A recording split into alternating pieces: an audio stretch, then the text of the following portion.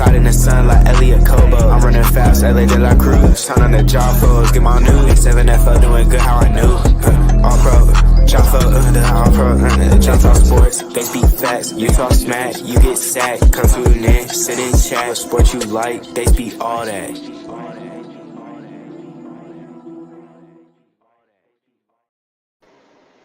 Hey, yo, ladies and gentlemen, welcome to yet another episode of the All-Pro JAFFos, bringing you the highly elevated sports talk for the highly elevated sports fan. I'm your host, JT.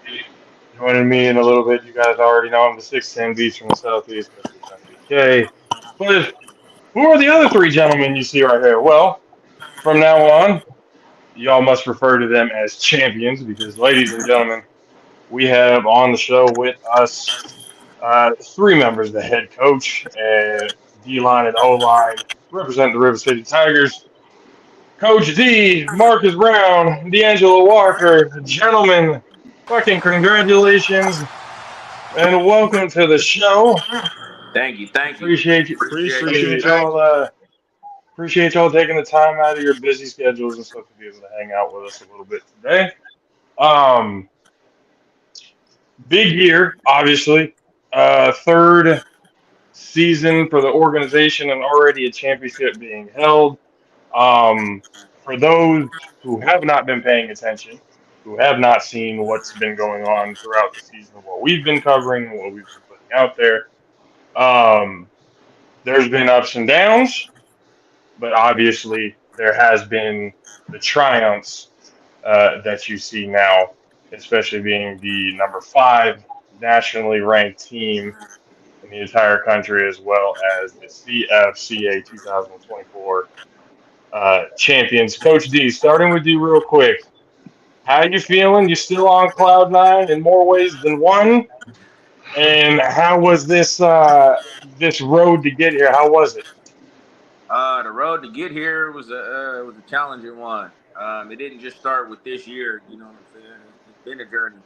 Like I told our team, a goal before every season. You know, each year was to get further than we did last year. Last year we made the semifinals, so when OTA's open, I said the only place we ain't been is to the championship, fellas, and we got to get there. Regardless, hell or high water, we got to get there. You know, that was the sentiment on the season. And for us to lose game 1, that kind of it was a crazy feeling, but like I said, when it happened, it was the best thing that happened to us as a team. From that loss there, it just the journey changed. You know what I'm saying? It became a mission. It went from a journey to a mission to get to this heavy metal, like Coach Lynch, like you said, chase to the heavy metal, man. Coach, you've had a long career in semi-pro since 2008, I believe it was. Yeah, 2008, yeah. What's the difference been from then, like the changes from then to now? This era, I've always said it, it's the social media era. It's a lot different than what it used to be. Back then, we used to just pull up and play. You may see a team roster, and you're like, oh, damn, Brett's still playing. I remember when I played him at JUCO or high school or something like that. You know what I mean? You didn't really know the guys. This era, everybody knows each other. You know what I'm saying? So it's a lot there to get put. I feel like I said, it's a lot of following going on. You know what I mean? Not too many people willing to go out and get it on their own because they scared of what happens in these social media platforms. People are afraid to lose. Like, I feel like now. Back then, it really didn't matter. Now, people are so worried about losing that they'd rather not play just to win. You know what I'm saying? Right. That's crazy. Yeah. No, I've never understood that. Everyone trying to stay undefeated, and then after that, it just all kind of goes down from there. Instead of taking it a learning experience, it's just kind of, it's all over for us now. There's nothing. I mean, when it comes down to college, semi-pro, how everything is, I mean, in some ways, yeah, if you're not undefeated, it's really hard to compete for the top titles and stuff. So it's kind of seeing that mindset, growing up with that mindset, I kind of see where it comes from. Yeah. But if it just kind of cools down a little bit to the point where people start looking at his learning experiences, I think we'll be in a lot better shape. No, for real. Marcus, my friend, one of the gentlest human beings I've ever met in my life, yet one of the more ferocious D linemen I've seen, in the league, one that I've ever gotten the honor to play with. Marcus, how did you get to this point, and how are you feeling now that you are a 2024 champion? Oh, man, words can't express. Like, you asked Coach D if I'm on cloud nine. I'm still on cloud nine. I've been playing semi-pro for 7 years now, and to sit there and say that we're back at the top is truly impressive. It's an amazing feeling. I'm extremely grateful. The coaching staff has been amazing, and this is like, I can honestly say, especially for this level, to have coaches that actually coach you is a big, big bonus. I'm talking about from Coach D all the way to the very bottom. And when he explains to us what his vision is, when he explains to us what he wants from his defensive line, what he wants from his offensive line, and we start channeling that in, it becomes a whole different beast on that side of the ball, because it really is one up front in the trenches. And I think each guy that's been a part of that can really agree and say that, when it's time to turn up on that side, we really got to turn up, because we are the difference makers in making this thing pop. Definitely. D'Angelo, I got to play a little bit next to you down in, God, I don't even remember what city it was when we played the Nightmare. Brentwood. Brentwood. Brentwood. Brentwood, yeah. First time I had ever played guard. And I got a little mouthy during that game. Slow. And I do. Hey, he can't take the motherfucker into motion. I say, yeah, Josh can come up and down this road anytime with us, baby. Down the road. You've been want to play. You got pent up energy, but then D'Angelo, I'm getting to the line. Go, hey, relax. All right, I'm there. Let's get to the next. Yeah, like next play, man. That's just how it is. Like, my journey is a little different. I started playing semi-pro as a rookie at 25. Never played football. I didn't play high school. I didn't play Pop Warner. I didn't play college. So when I started playing, I had to really learn everything. So, my journey has been crazy, because I actually started out winning, but the first team I played on, the league had folded, and then so we played independent for the rest of the way, went undefeated, beat the Rogue for our independent bowl that nobody wanted to state claim as a real thing. And then it's just been kind of like up and down from there, because like how Coach D said, everybody follow everybody. I came in by myself. I've done every decision by myself. So everywhere I've gone, it's been based off of convenience. The only year I traveled to play was a couple years ago. I went to South Beach, only because I'm like,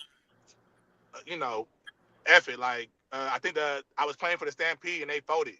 And I'm like, if I'm going to play, I'm trying to play to win, obviously. So I went over and I traveled to South Beach, and I got my first championship in 2021. 2022. But, this year I had a change of position.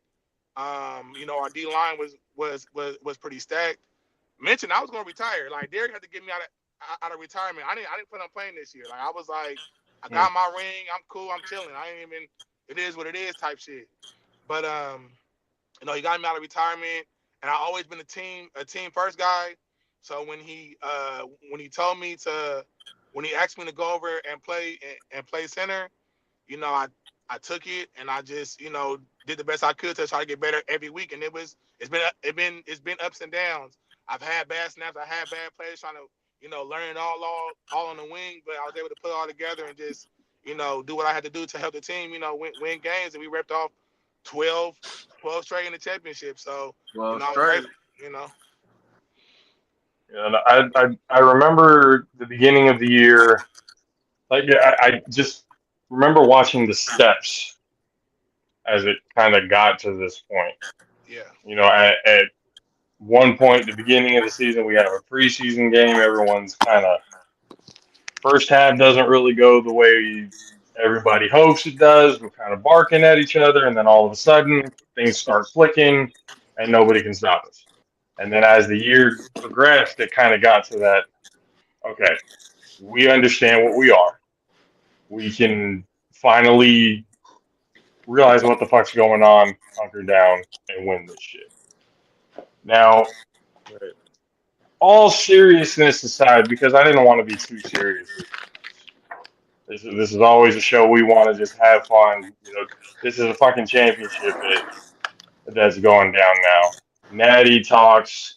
I personally of the opinion to try to end the run of the Detroit Ravens. That's just me. But going into everything now, since the day y'all held up the trophy to this point right now, what's the mindset? What are we looking at? Continue to dominate whoever we play. That's it. Whoever line up against us, man, they gotta feel it. They definitely do. But no, that's always been the mindset to schedule whoever. On this natty round, like I've seen years prior, I've seen Fury play 2 or 3 teams before they hit Vegas. They played the Central Valley Hurricanes, which I was on. They blew us out. Then played somebody else, the Washington team, and then went to Vegas. So, I mean, I've seen it happen. Teams had to play multiple games in order to get to Vegas just to keep the momentum going, you know? And, Coach, you've been obviously a very vocal champion of the team. Mm-hmm. Throughout my career as a player, very little coaches have I seen take this route, especially nowadays. The coaching style, how it's handled, I can't help but fucking respect it. Sure. Because that type of attitude, that type of no, we're fucking grown, get our shit together. Let's do what we need to do. The straight, not attitude, it's like a passion for it. For sure. Like it's not anger behind it, it's passion. It's I'm for this shit. Are you with me or not? For sure. Now, yeah. You take that shit seriously. For sure. Now you gotta really respect it. Like me coming in, I'm like, damn, coach on my ass. Like he like from set jump, I'm just like, even when we won that preseason game, I'm like, is this how coach always is? Like, is he ever happy? He like, nah. I was talking to Steve. He like, nah, this is how he is. And just seeing like from set jump, like he get into game mode. So either you getting with it or you finna be standing there with him. And he made it very clear every single game. So it's like you gotta respect it. Like, you know, you ain't gotta always like what he say or how he say it, but you gotta respect it. At the end of the day, like, you know, this tough coaching style, it ain't for everybody. So I understand what you say, like this Tiger way ain't for everybody.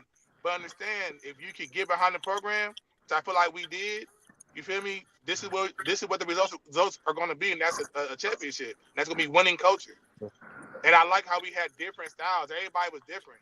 The end of the day, you know, you had Swift, who was more so like calm. You know, he like the OG. He calm down. It's all good. We're doing good. You know, and coach be like, nigga, fuck all that. It's like, so like, it's like you always had that different, like, you know, you had every little voice, so that was cool. Like, soon as Swift come by and say what he got to say, I come in, fuck that. We looking crazy right now. Yeah, Coach D goes from 0 to 100 real fast. I'll be sitting there thinking, I'm like, okay, I'm doing all right. Like, Marcus, what the hell was wrong with you? I'm like, all right, I gotta turn my game up. But in all seriousness, Coach, I got the tackle, motherfucker. If you was up that close, you would have had a TFL. I don't know. Exactly. Yeah.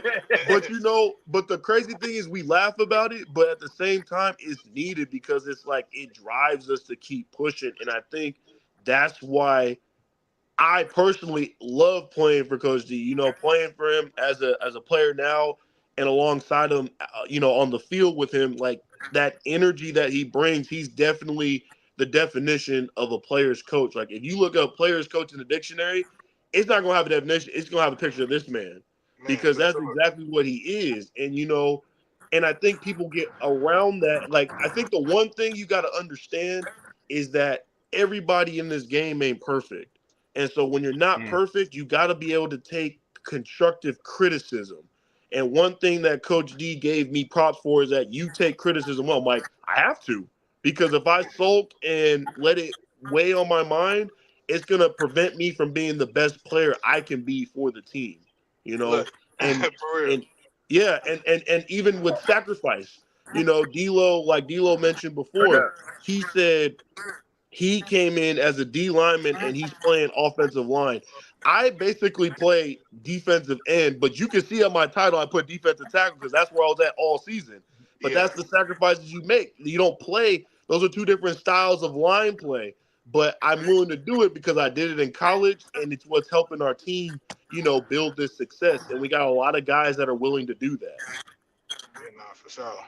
Because, I mean, if I didn't have thick skin, if I wasn't built for this, like, type of coaching, I would have quit a long time ago. Because, like I said, coach was on my ass from set jump. Like, he didn't give a damn that I just started playing center. He didn't care that this is what you're doing, and you play an important part. So at the end of the day, I can't afford a bad snap. I can't afford you not making your block. I can't afford you not doing what you're supposed to do. So every time I mess up, all I heard was D-Lo! I'm already knowing, I knew it was up, but it's like it made me dial in and stay on my shit because I knew if I wasn't, he gonna be on me. You feel me? And so like I said, like there's been times in the season where I'm like, if I wasn't built how I was, I would have been like, man, F it, man, put me somewhere else. I ain't trying to play center. Because you feel me? So you gotta be ready and willing to take that type of coaching. Because everybody ain't built for it, for sure. D-Lo, he stepped into a position of need because center wasn't something that just was an issue this year. It was an issue last year. So D-Lo stepping up, taking over that position was huge for the Tigers. Because we had a center our first year, Sam, and he ended up retiring, one and done. So last year we had center issues. Verge came in. Then Verge got hurt right before the playoff game against the Fury. So, Chris had to play center. We had different centers last year. So D'Lo coming in and taking over that role and being consistent. I'm talking about D'Lo was at every game, whether it was 4 hours away or 30 minutes away. D'Lo made sure he was there, and that's what it takes. And in positions like that, center is a very crucial position on the field. Oh, no, 100%. It's a very much needed position. But, some people would look at it as like, Coach D's a bit of a hard ass. But I'm to some degree, yes. But I don't know about anybody else, but for me, watching it, some of the shit that you say, Coach, is funny as fuck to me. That shit just has me start cracking. Right. I'm just like, oh my. It's funny when He really. It's funny when he ain't talking to you. Oh no, no, like I've had to ask him and tell him. He'll tell me, like if you ask him something, he'll tell you what you need to do. Yeah, for sure. And then if you go and do it, he'll get on you about it. But I guess when it's not on me, it's a little different. But listening to something like when he talks to everybody else, I'm just like, somebody make I sure can't but help but laugh brotherhood so they see the River City Tigers taking this shit on a national scale, man. Yeah. Let people know. Here's to my champions, man. Hey, John, man, go ahead and get your ring size too, big dog. Go ahead and get your ring size too, man. Yes, you. Yeah, yes, John, you. that's the fuck I'm talking about. Yeah. You go ahead and get that ring size too, man. You put in the hard work. You had on that Tiger uniform for multiple games. Yes, sir. Shit, I'm talking about in time of need, though. It ain't like, okay, he was pulled up in sack. I'm talking about when we 10, 12 guys short, Josh pulled up. You know what I mean? Like, that's huge. I appreciate that. Like, I honestly am grateful for that, honestly. I don't feel it's necessarily deserved on my end, considering, how it all went down in the long run. But I honestly am really grateful for it. I really do appreciate that. I'm trying to figure out which finger should I get. Should I get that pinky Feel me? Should I get, you feel me? He said that pinky ring. You feel me? Should I be like, drink my tea like this? on these hating ass niggas on the brother hill like this? You know what I mean? Fucking with these niggas, I'm gonna go and fuck around and get my bitch a toe ring, nigga. Fuck around with these niggas. I'm gonna make my bitch get a toe ring, nigga. Champions, nigga. Next time you see her at the game, she gonna have that toe ring on, nigga. Like, what you gonna say now? Call your money back on this. I'm trying to find out. Open to have her feet blinking on these niggas. Get her a nice little championship toe ring, man. Open toe season. That's crazy. That's it. It'll probably have to be the middle. My other one can fit this one. I don't like the feeling of a wedding ring and it just clicks together, and so it's probably gonna have to be. It's gonna be on my right for sure. That one. Oh, definitely. I'm about, yeah, can you hand me that right there? Can you hand me that? Marcus over there frozen with the craziest look on it. Marcus was just frozen. His look on his face is crazy. I'm not frozen. No, I can move. No, I'm moving. I see him.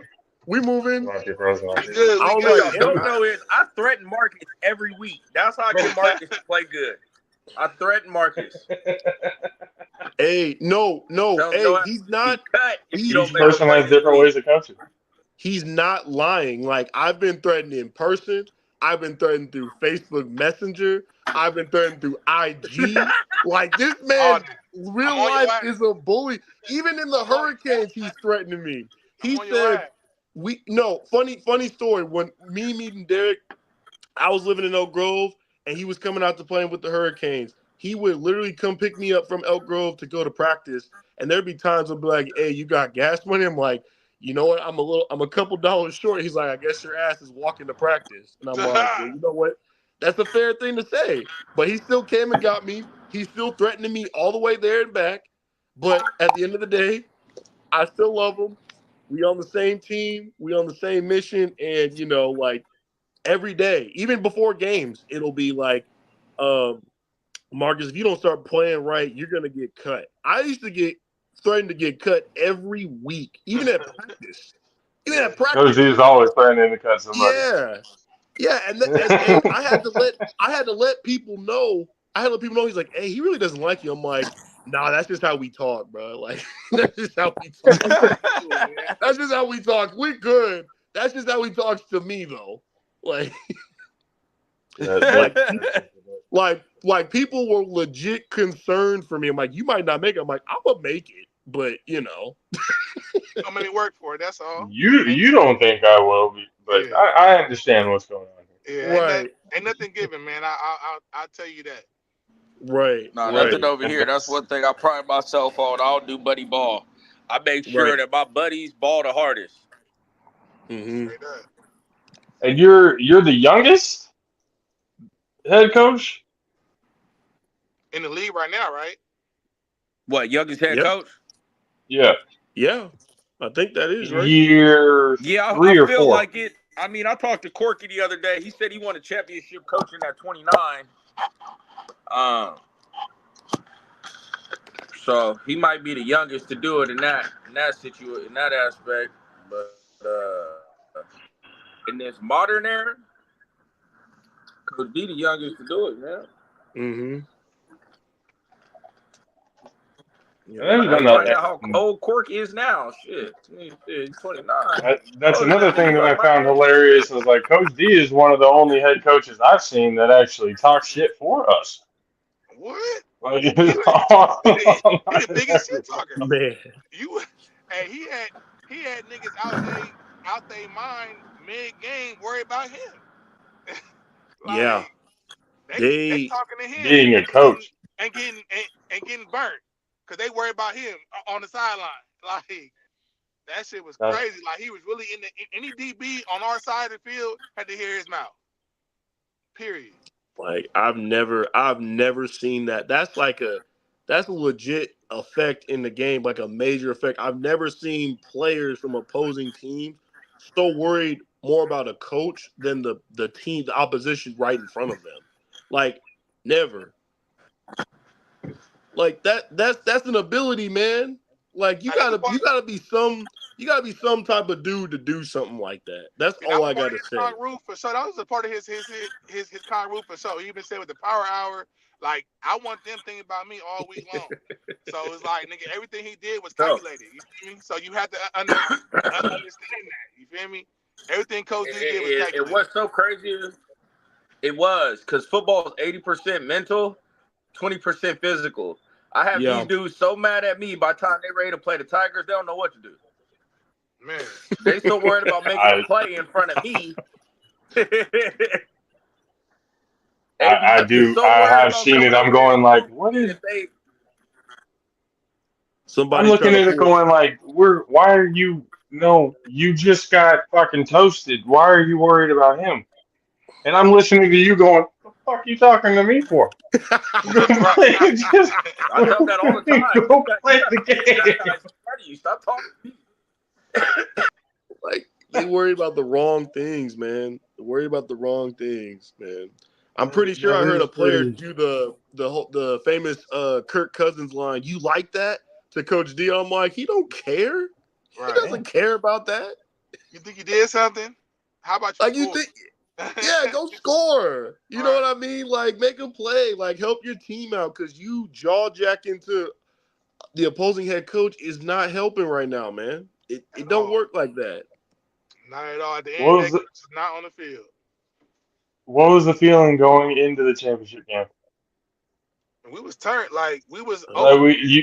There's all like everybody talks about like either whether it's nerves or when you get into the moment, especially a championship moment, there is very much a feeling. There's like a tense feeling, a feeling of this is the war. This is the battle we're going into right now. For sure. I mean, if you're not nervous at all going into a big game, like what are you doing it for? Like, I'd be nervous. Like when I was playing special teams, I'd be nervous that whole first kickoff, boom, and I'm just like, okay, once you get that first contact, you're like, all right, like it's good. Like it's just one of them things. Like, man, we're playing a gladiator sport. You feel me? This is battle with the strength. Battle with the fittest. So, coming to the championship game, like we didn't give a damn about it being 99 or 100 or whatever it was. We in the back turn. We getting stressed out. We doing all our warm ups. So we hit the field like we ready to go. Like these dudes walking out with 15 minutes to go and they still putting on their unis. They over here like they not ready. Like y'all understand. Y'all had bulletin work all week. Talking about they the best O-line. Talking about y'all know what's up. We finna go on y'all field and celebrate, and y'all gonna have to clean up our shit. So all this bulletin board material, like we ready. Like you gotta understand, y'all slipped away the first time. Y'all got lucky the first time to keep it G. You feel me? So it's like it was like that game was winnable. Literally one turnover that was a pick six was the difference in that game, and we had to go for two, like twice or whatever. We lost by 2 points. Like don't act like y'all walked in here week one and just banged us. That wasn't the case. So we had all the bulletin board material ready to go, and they came out here slacking like they just had it. I'm like, nah, we finna show y'all. You feel me? So we had a chip on our shoulders. I feel like they was just coming in like it was sweet, and that just wasn't the case. That is very interesting. Yeah, being on the field an hour and a half before kickoff, and people are still getting everything ready and just showing up, and I was like, that's new. Right. If we not taking it. Bro, if we didn't even in our uniforms, like I said, like coach be ready to make us do gassers. If we ain't dressed an hour and a half before, you feel me? So I'm like, we dressed and going like coach like y'all finna piss me off. Come on, hurry. Yeah. Like, there should be more people on the move right now. Yeah, it's definitely a mindset. Your mindset changes when you realize it's a big game. I can say that for myself personally, simply because, it's been a minute for me that I've been in a meaningful, like a championship game, like going for the big one, And so for me, it was mainly about just soaking it in. You already know the game. You know your responsibilities. You done film watching. You prepared for this. You're meant to be here. Now it's just time to go perform and enjoy the moment. And for me, as a player, to get back here, because a lot of guys, it's hard for them just to get one. So to get back there, the sacrifices that you make they show. And it was a great event. We had the city of Sac proud, really represented. And it's just like, for me, it was an emotional night. I basically was tearing up during the halftime huddle. I was tearing up when it was closing in on the fact that we're about to shut it out. I was tearing up with my family towards the end of it, because it's like, man, like, it's been 7 years for me to sit here and say, I'm on top of the world again. I'm going to get a ring again. And with this group, it was like icing on the cake. So like, when it all happened, like, it still feels like a dream to me to this day. But all the emotions are now like, it's like, dang, like, we are the guys. It is us. So it's not anyone that we like, man, we should have beat this team, we should have beat that team. Now everybody's gunning for us. Like, we're the guys that want to beat them. So when you understand that there's a target on your back, it just makes you play that much, play a lot more aggressive. It makes you play with more of an edge, because it's like, you know what? They're trying to get what we're at. And so after that all settled in, it's like, dang, so now we just have the target on our backs. But you know what? With the guys that we got and the coaching staff, that don't scare us. Nobody's afraid of that. So we welcome challengers, and that's what I love about this group. Coach D will challenge anybody. Anybody can line up. Anybody can get the fade. And yeah, if we ain't acting right, you better believe we're running gassers before the game or even after the game. That's just how we are. That's just what it is. And it's a recipe. It's the recipe that got us a championship. So I can't even be too mad about it. I mean, you can't be mad at something that breeds success. Exactly. Real quick, is anybody else hearing the cheering? Like the cheering from your audio, your intro? I'm hearing that cheering in my audio for some reason. I don't think I'm hearing it yet. I'm hearing that cheer. There we go. Cheer for the Tigers. Okay, yeah. I just did that one, but interesting. My bad. No, I think you're good now. Appreciate you telling me. I think you're good. Live always has good stuff. Well, I was asking them, Coach, but going into the championship, what was the feeling like?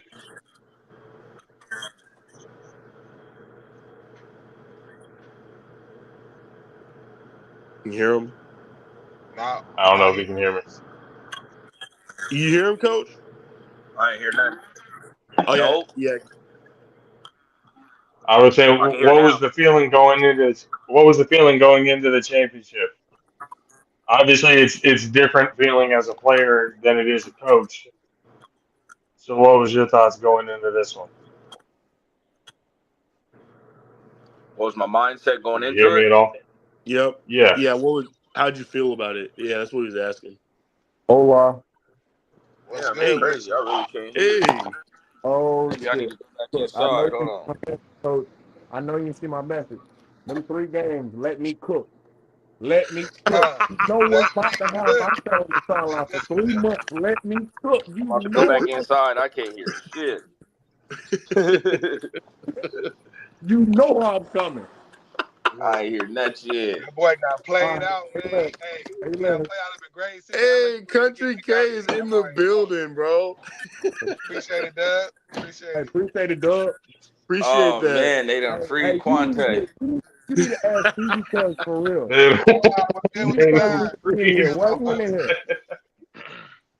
Oh, man.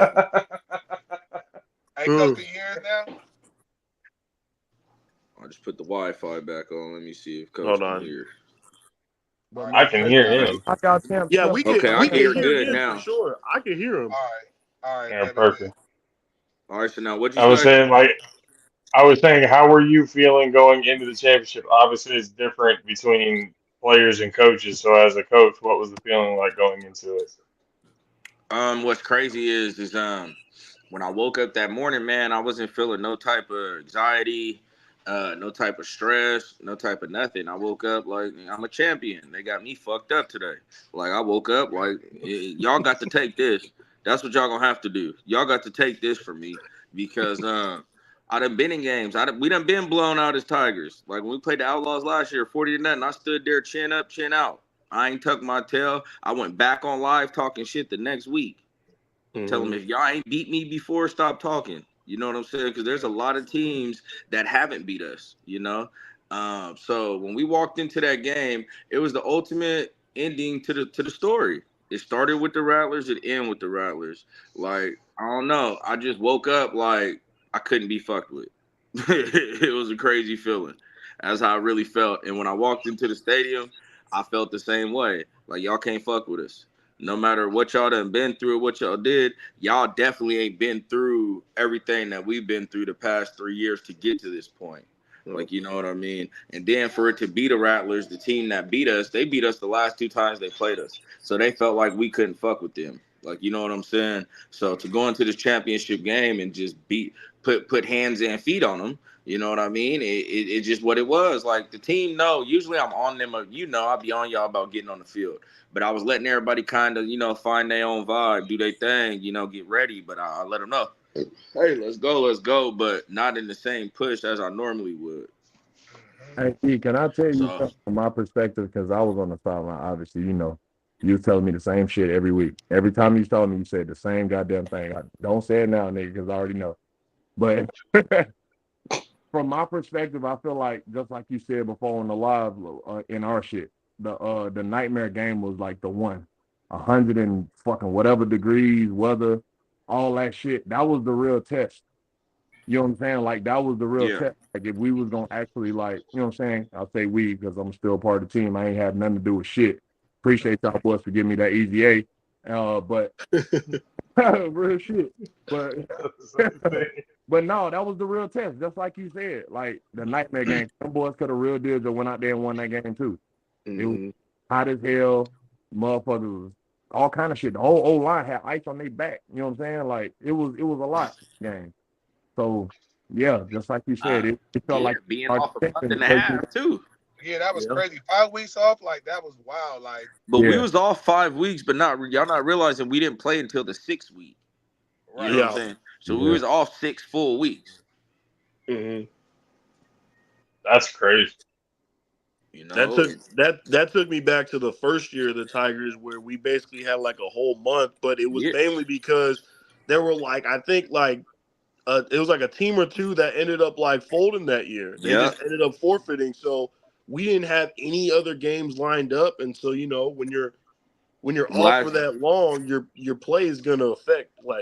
It's gonna affect. So definitely. And we ran into a Buckeye team that year, the last game of the season, that wanted that get back. And we lost on that game on the last possession. For that game, they threw that touchdown with like less than a minute something to go. There's stepping stones. There's lessons being learned up to this point. That's it, man. Like, I feel like we have to learn how to win. I wasn't here for the whole journey, but I'm glad I was able to come in and contribute to the finishing touch of Coach's vision and Manny's vision and the other coaches' vision.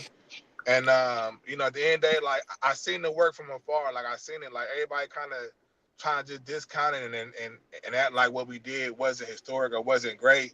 At the end of the day, man, like we came from the Elk Grove Kings who weren't good to being able to become a new franchise, change the whole narrative of how they moving and now become champions just a few years later. Like that's a blessing. And that's the crazy thing. They don't understand. Coach D ain't even got a 4-year recruiting class yet. This only year 3.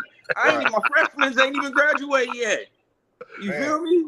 I got new freshmen coming in winning championships and shit, man. They better stop playing. I was trying to be cool, but they better on that playing. NCAA 14 recruiting hype. I swear, man. Yeah, it's only year 3 out of 4. I recruited Marcus too. I recruited everybody on here. I recruited. Yeah. He recruited. D And recruited Marcus me was first almost year. done after that Kings incident. I told him, brother, just trust me. I guarantee. Ooh. Didn't we, Marcus, had that conversation? And I Oh, told you, yes. that shit won't be around my program. You going to be good this year. Yeah. I talked to Coach D about that. I talked to Manny about that. I remember actually talking on the phone with the owner, Manny. I'm like, look, man, I love you, but I don't know if I could do this again. I don't told me the know same if shit, I and I'm could like, go bruh, through nah. this again. Like, I might be done. I might look elsewhere. And, you know, I spoke to Manny on it. I spoke to Derek on it. And Derek's like, look, I'm going to tell you right now, what you were just experiencing is not going to be that. And, you know, when you trust the process, you know, and you see it for yourself, you know, it makes it a lot easier to be like, okay, I can come back to this. This Hey, has I'm gonna be structure. honest with you, Coach. I'm gonna tell you now. I'm making you a Congaroo shirt. I'm already fucking with the logo. I'm making you a Congaroo shirt for sure. Seeing that So, video of you know, you talking shit to the other sideline and doing You've the been kick saying is too crazy. much to not capitalize on My that. That's karate first off. kick, And then I almost secondly, landed yeah, it. If I I would have feel y'all. landed I'm it, gonna be boy. That's because I didn't have my knee brace on. If I would have had my knee brace on, I would have landed it. Not the knee brace. And see, it's stuff like that. It's You stuff ain't got like the that legs. why You got people the don't legs to like do him, that, Coach. because he has fun on the sideline. I seen him do this whole thing right here. I was like, "Hey, no way, this dude." Hey, bro. He over here doing Hey. interviews mid game, like on lives and shit. Like Dog. I'm like, this nigga is cat. Nigga, Hey, this is why I play for this man. picture. Yeah, I'm gonna tell you right now. That picture See, of if I all the didn't coaches stay in as the far as I field. stayed, I would have played with y'all all 3 years, bro. I'm gonna be real. I would Yeah. have played with y'all all 3 years. When I Mhm. came into Jose first year, when I came to the park, I would have played. I just stayed too far. I even told you that. Like, I stayed too Yeah, goddamn far. Quante was supposed to be there the first year. Yeah, I would have been there year one.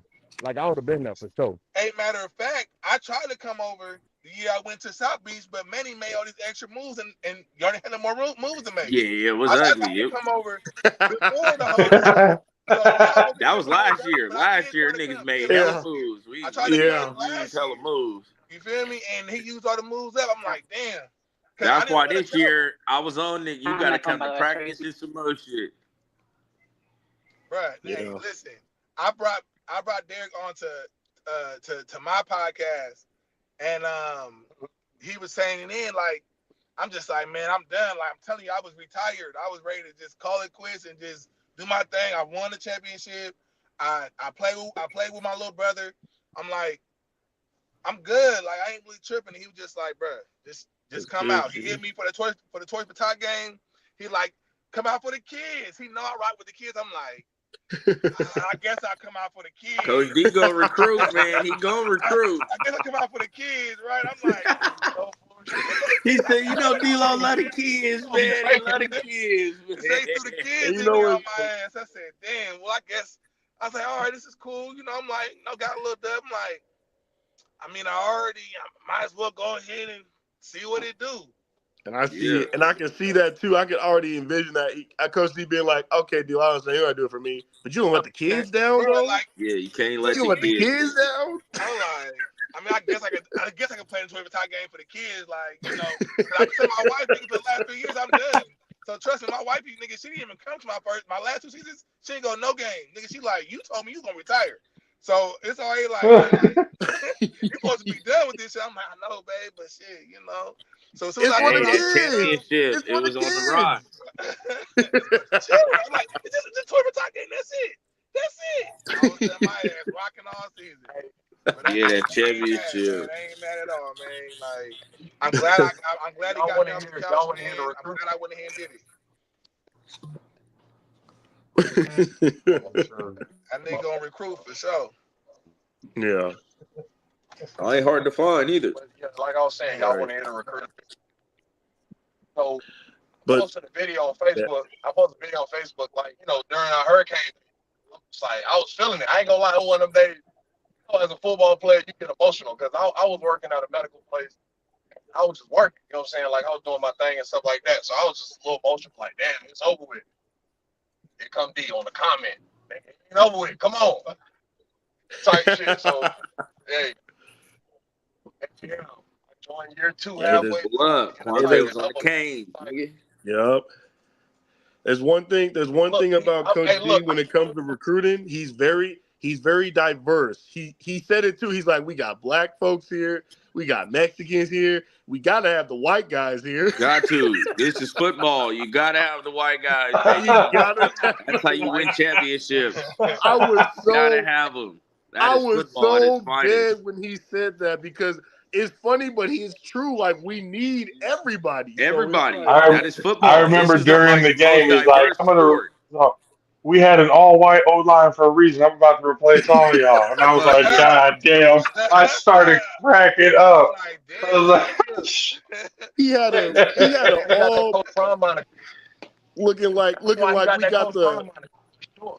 got the Michigan or Wisconsin offensive line. Yeah, we was rocking and rolling. Corn-fed and everything. We was rocking and rolling with more to spare. Sure, Big Frank was like, boy, for remember the night. I heard football and I just came a running. Right there.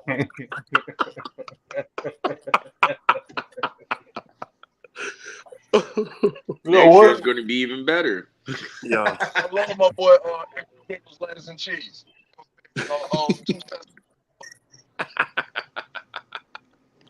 Yep, there go one right there. Look at Joe Fonseca. Yes, sir. Yuba City boys, for sure. City. Yes, sir. Hey, my boy. Hey, Joseph is super cool, though. Joseph is like that dude. Hey, bro, I'm gonna be honest, because I had to play. I played mostly O-line this past season because I was fat, and I already know what time it was. We had a conversation about it. I'm fat as fuck. Besides the point, I'm not gonna be fat though. Like, better believe the national run. Man, Quante couldn't even get his season going. Man. Right. My nigga let the littlest nigga on the damn night Raptors get him suspended. I'm like, bro, he about 2 feet. It wasn't him.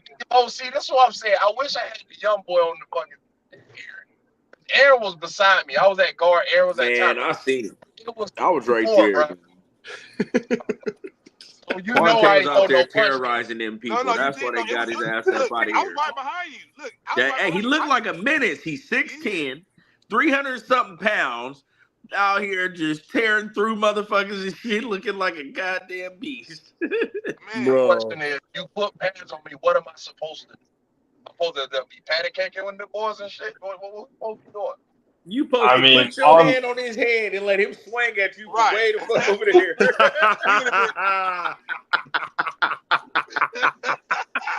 That's what the fuck you supposed to do. Bro, when that little nigga because his little bro pushed you from the back. I said, I was behind you. I was getting ready to grab you, trying to get you out the shit. And but he had to be honest. Coach and Marcus, y'all might not like this. D-Lo, I'm pretty sure you're a Niner fan, and Josh for sure you're going to like this. I tapped into my Trent Williams at that point. I ain't be honest. Oh, yeah, I said yeah. You put me on line, so I had to tap into something. I went to Trent Williams.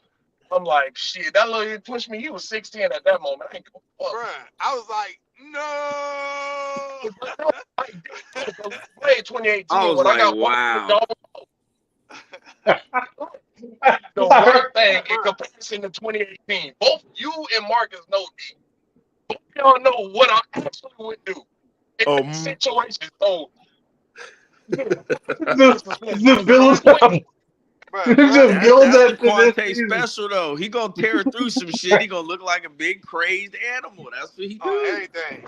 Hey, little bro was like 5'6" with a tall tee on. I said, what are you doing?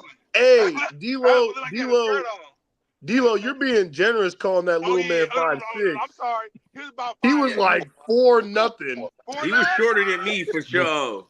He was like 4-0. Man, he was shorter than Coach. He was shorter than he was probably like 5'3", 5'4". The crazy thing, bro, I think Quante was just tired and he wanted to break anyway, man. Like you said, he wanted to get up. He didn't know it was going to cost him the season. He wanted to break, man. He was tired. I do not get tired of offensive line, bro. I promise you, I'll be bored most of the time. I'll be bored. Yeah. I do not be tired. I'll be bored unless you run plays. I'm not almost called them out loud, but you know what I'm saying? Unless we running a ball, I'll be bored, bro. It's not like, you know what I'm saying? Like, when So we why was you playing just in didn't wait to get him the next play? Like, coach, run it right here. Right. Hey, Literally run that right back. over him. Little bro got me messed up. I'm just taking the football on the coach too, so I know what you're doing. So I don't say shit. Plus, you already know how you get on game day. Yeah. Hey, man. Don't ask me no dumbass questions. Y'all grown. Yeah, unless y'all ain't listening and have something to say to immediately, do not approach Coach D during game day when you mess up. I just know. I He's asked him gonna if he had a Band-Aid anyway. He said, don't ask no question about it. Don't like a trainer. I'm like, damn, I just came to the team. I'm bleeding. Goddamn, like, I'm just trying to find out somebody got some Band-Aid somewhere. I said, So, nigga, I'm the head ball coach. I ain't got nothing to do with no goddamn Band-Aid. Hey, man. I said, I'll just tape it up. It's good. My bad. It's the oranges for me. We sitting there having a break huddle. He's like, who cares about the fucking oranges? And he's like, I'm gonna throw the goddamn oranges myself. I was like, yo, I'm just trying to, Yeah, them oranges. If you weren't here for them oranges, that was a cold one. We was at halftime. I think that was that the first year or the second year? Either way, that was like I think it was first year because I think Boog was there for the oranges. Yeah. And these motherfuckers was like little Pop Warner kids, bro. They're trying to hurry up, fighting over each other to get to the oranges. I'm trying to have my halftime speech. Oh, man, I was about to take them motherfucking oranges, toss them bitches all across the field. So fuck them damn oranges. The hell going on here? Y'all acting like little ass kids right now, trying to get to the I haven't looked at an orange since. Y'all been saying they was tripping over the board. Looked like a Pop Warner team. They was all running to the snacks, man. Y'all don't get the fuck on with this. That shit was crazy, bro. Hey, coach ain't fucking around, man. I tell you that. I was finna toss all the oranges, bro. It was finna be like any given Sunday when I threw all the water. Tossed all the water. Sometimes you gotta trip, man. Sometimes. Because we've been up, like, I remember seeing games like we're up 28-0 or something like that, and we come into halftime, all right, we're whooping their ass. Coach, no, fuck that. Y'all should be whooping them by more. Y'all fucking suck. Like, what are y'all doing right now? Y'all should be up. Like, what the hell? Hey, man, but, it's crazy. Like, all right, don't settle for nothing. We're about to put the fucking pedal to the goddamn floor. For sure. Like, goddamn, run it up, Herman. Leave no doubt. Yeah. And from those experiences, I learned from that too. I learned from that because it's like, dang, like, it's like never settle. Like, even if you go to the college level, like you go to Alabama with Nick Saban, they blow people out in the first half, and he's still coaching them. It'll be like 45, 55, 65, nothing, and he's getting in they grill and saying like, yo, you need to make the tackle. Like, because you think about it, you only got so many games in a year, regardless of what the score is. Right. You still got to coach. You know what I mean? You can't just be on cruise control half of all the games because everybody's getting blown out. So you're not really coaching in my eyes. You got to still coach everybody just as hard. Yeah, and that's what I respect. That's what I respect, and that's why, like, no matter what the score is, even if we are blowing out, I'm just like, look, shut up.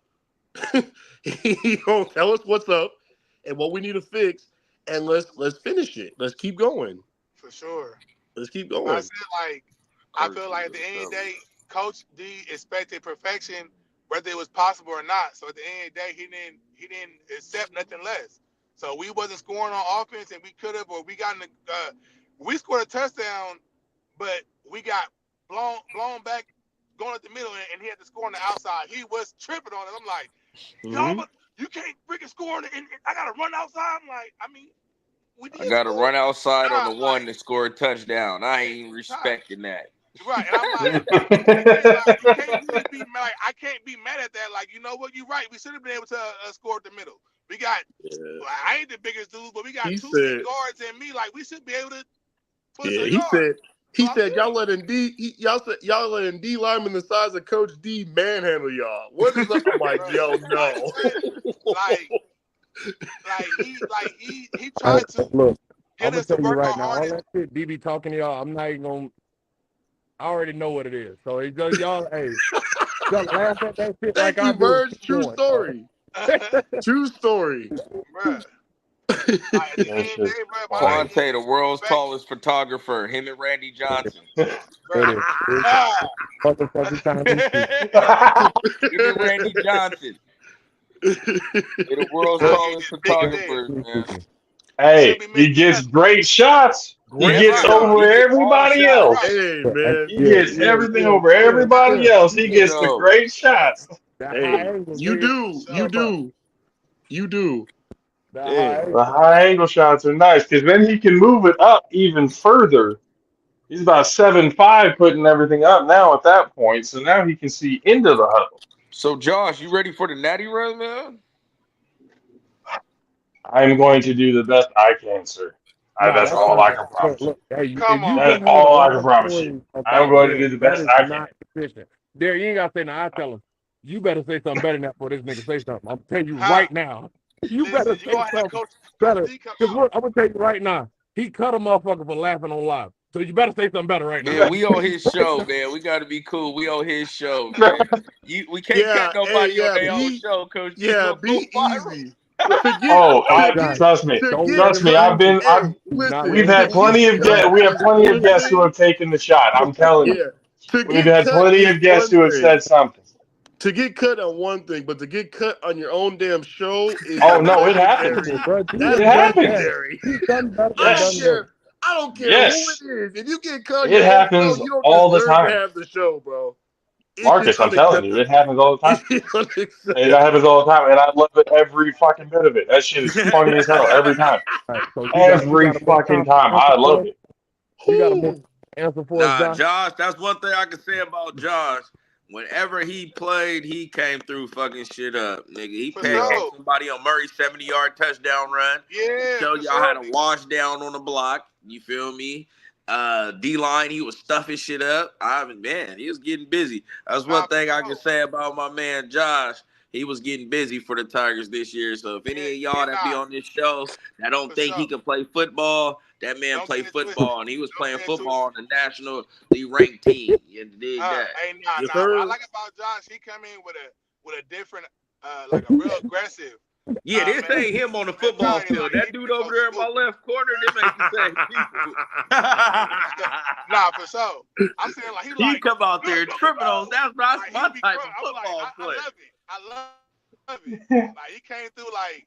I loved having him next to me for sure because he coming through with a different type of aggression. So I love it. Like you do your thing, bro. Yeah, bro. Didn't even play O-line and came out there was getting it in. Yeah, once I gotta watch out for them turf monsters though. Oh, they out there. They were chopping them down. Once I heard he was cool with Kawante, I was like, yeah, he already tripping. He's already tripping. He knows Kawante. Yeah, he's tripping.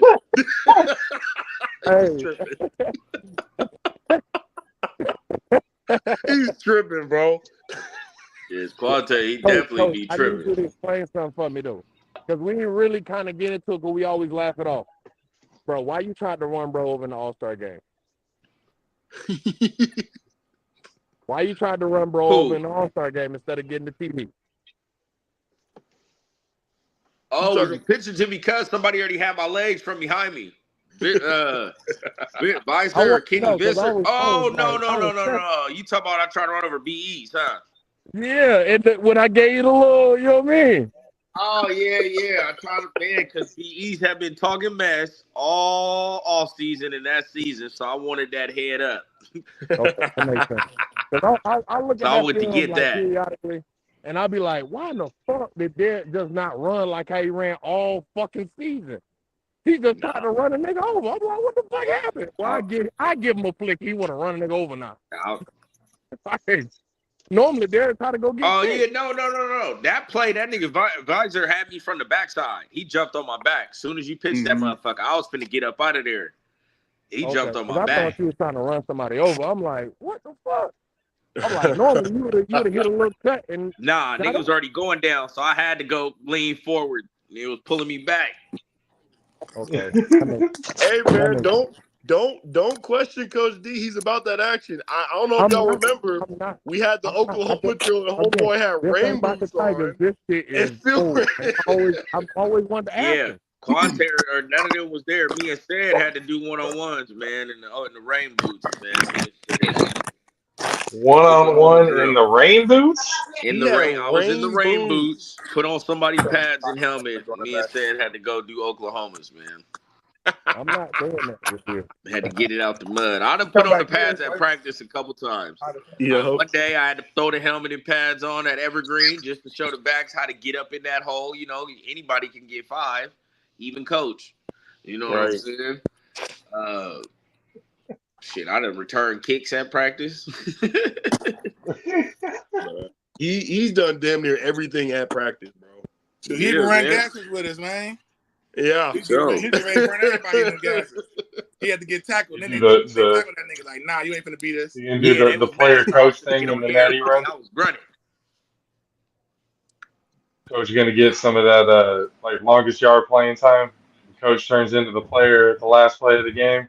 Yeah. Put in Coach D. Oh man. Get them all padded I'd up. have to get physical on this natty run, man. Hey, so I'd have to get physical. Speaking of it, Coach, I don't know how much because I came on 30 minutes late. Are we able to talk about that at all? We never really asked. Are we able to talk about the natty run at all? What can happen? No, I mean like as far as prospective teams and things like that. Oh. You said for scheme purposes, you said? I'm saying like just prospective teams, like teams that we potentially might play and things like that. You know what I'm saying? Like the teams, you know what I'm saying? Are we able to talk about it? If not, then cool. I'm wondering. I know I can't make the call. I don't see why not. I mean, because it's like potential matchups, you know, like 5 versus 1 or 5 versus 3. Like, I think it's intriguing. I don't see why we couldn't, you know. Oh, that's why I was asking. Yeah, for sure. I'm down with whatever they're trying to do, man. We playing football. Yeah. Tigers need a national championship.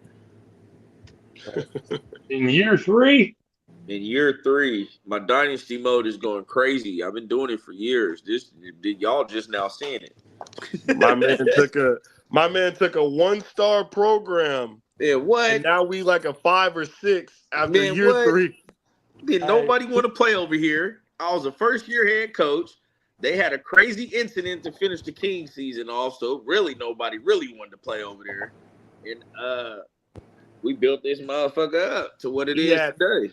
His highest overalls on his team were like 70s, like mid-70s. Now he's got like 85s, 90s. It was bad. Yeah, we all like, you talk about getting it from the mud. Like, y'all just don't understand it. Then what's crazy is in that last game of the season, this is when I knew we had something special. We was getting our ass whooped to the Rhinos. And I was just the OC. I was the head coach. Coach Lynch was the head coach at the time. We was getting our ass whooped 32-6 at halftime. And we came back and got the 2-point conversion, took the lead before all hell broke loose. But to come back from 32-6 in a semi-pro game, that's some power. You feel me? That's massive. Absolutely. Because everybody quits. You know, motherfuckers going home at that point and everybody arguing. And we stuck together and really, it was me and started getting it in. Yeah, that was what made you want to coach? After playing all those years, what cheering in my background. Hold on. Oh shit. The cheering went back on? Yeah. Hold on. Hey, that's still tight though. That's like you said, dynasty mode, relocate the team, switch the jerseys a little bit. Yeah. Hey, but no, y'all brought up a fun point that I kind of want to like go down the rabbit hole a little bit. Like y'all was talking about ratings, like Madden ratings and shit. Mm-hmm. Yeah. I got a few people I want to ask about, not no controversial shit, just some team favorites. Howard, what would y'all put his Howard's fucking goddamn Madden rating? Howard gotta be at least 94. Yeah, Howard's in the mid-90s for sure. He could if he had more touches and opportunities, he'd be damn near 98, 99. That's just the only difference. Because Howard scored kick return touchdowns this year, receiving touchdown, rushing touchdown, and half of the games I used to have him sitting with me. Yeah, for me, he's a 97 easily. 97. 97. Verse said 96. Yeah, I was thinking that too. Valid. All right. Hey, look. So, all right. Mr. Talkative, man with no compass. What would you put him, D? Marcus, be quiet. Ooh, Marcus? Oh, I'm the man with no compass. I was like, who's he talking about? You are man. Marcus at D tackle would be like an 85, I'd say. 85. Yeah. That's accurate, though. I'll take that, yeah. We can't just exclude. And that's after he converted. Marcus was a DN, so at DN when I played with Marcus 7 years ago in that championship run. I seen Marcus when he first came into this shit. Like, you know what I mean? He was a lot slimmer and he had a cold spin move. You know what I mean? Like, Marcus was killing. But, everybody get older. And that's what I told him. Shit, everybody get older, your body change over time. Like, you know what I mean? Like, I wasn't the same running back the first year I was with the Canes to the second year for some odd reason. But that's just how it be when you getting older. You know what I mean? Stuff start hurting different. You run different. Your body takes a different toll. You just got to know how to adjust. You got to adjust to the type of player you becoming. And it's no shade. It happens in college. It happens in the NFL. People change positions, based on they build or what the team needs. And you just got to perfect whatever craft you can do. And that's what Marcus did. I can tell you, at first, I used to be like, hell no, y'all not putting Marcus at D tackle. I remember that, too. I used to be like, fuck no. He was fighting for me, and it's crazy because it's like that's what I did all throughout college. I would bounce around DN, D tackle, DN, D tackle. So I knew the position. But also, like, especially that first year, Derek was like, nah, like, you're strictly DN. And I'm like, okay, cool. That's cool.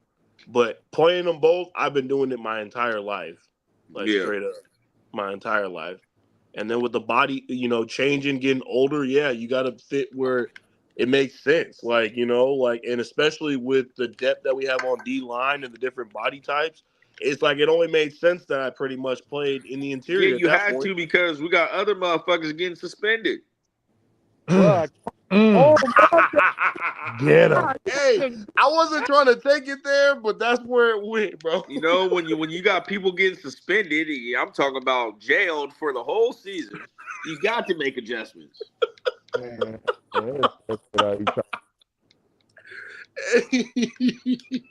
Just like I can't get a full season out Quante yet.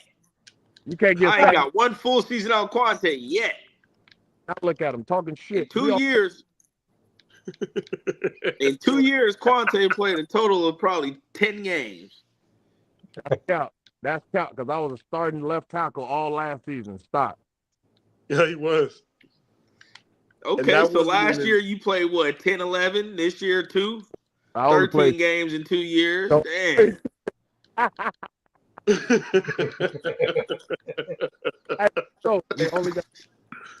Hey, look, out of the 2 seasons, I probably had like 20 pancakes. Puka said, sent bro to the slammer. Out of a possible 30 games, he played 13. and ain't like bro was hurt. It's you getting suspended. That's different if he got hurt. He got that Rasheed Wallace syndrome. They gonna get him up out of there if he keep it up. So. Yo, tripping, bro. I appreciate you for cutting me off. This Rasheed Wallace. I was finna go there. Thank you for cutting me off, D, because I was about to go down. Hey. I was expecting a long season too. He was talking about it. We're gonna come back. This is gonna be my last one, retirement season, all of that. Yeah. Get to there, I'm like, oh, yep, he's done for the season. Who? Quante. What? We haven't even started the game. What happened? Yeah. I mean, well. Yeah, they wasn't playing that. On the next year, 2025. Look. We almost lost him and Reggie Bo that game. They was gonna get rid of Boaz too. I'm like, man, hey, Reggie was this close every game. Yeah. Because Reggie be talking. Hey, did you? No way. I mean, the film that I saw, dude, y'all know we off the line. On last season, they were like, we gonna throw fucking 72 and 87 out the game. You gotta get the over it. I heard him talking to this. him all the time. I hear him saying this shit. Get control of 72 at 80 something. Get control. Get control. That was like every week with y'all. Bro, every week. I'm saying shit outside of football. These motherfuckers. The rest be telling me too. They gonna be like, such and such ain't gonna make it the rest of the game. As soon as I try to go tell somebody, they gonna throw your ass out. They wanna start cussing me out. What I do? That was Bo. That was Bo. What I do? I said, Bo, I don't know, but they told me they gonna get rid of your ass. So nigga, calm down.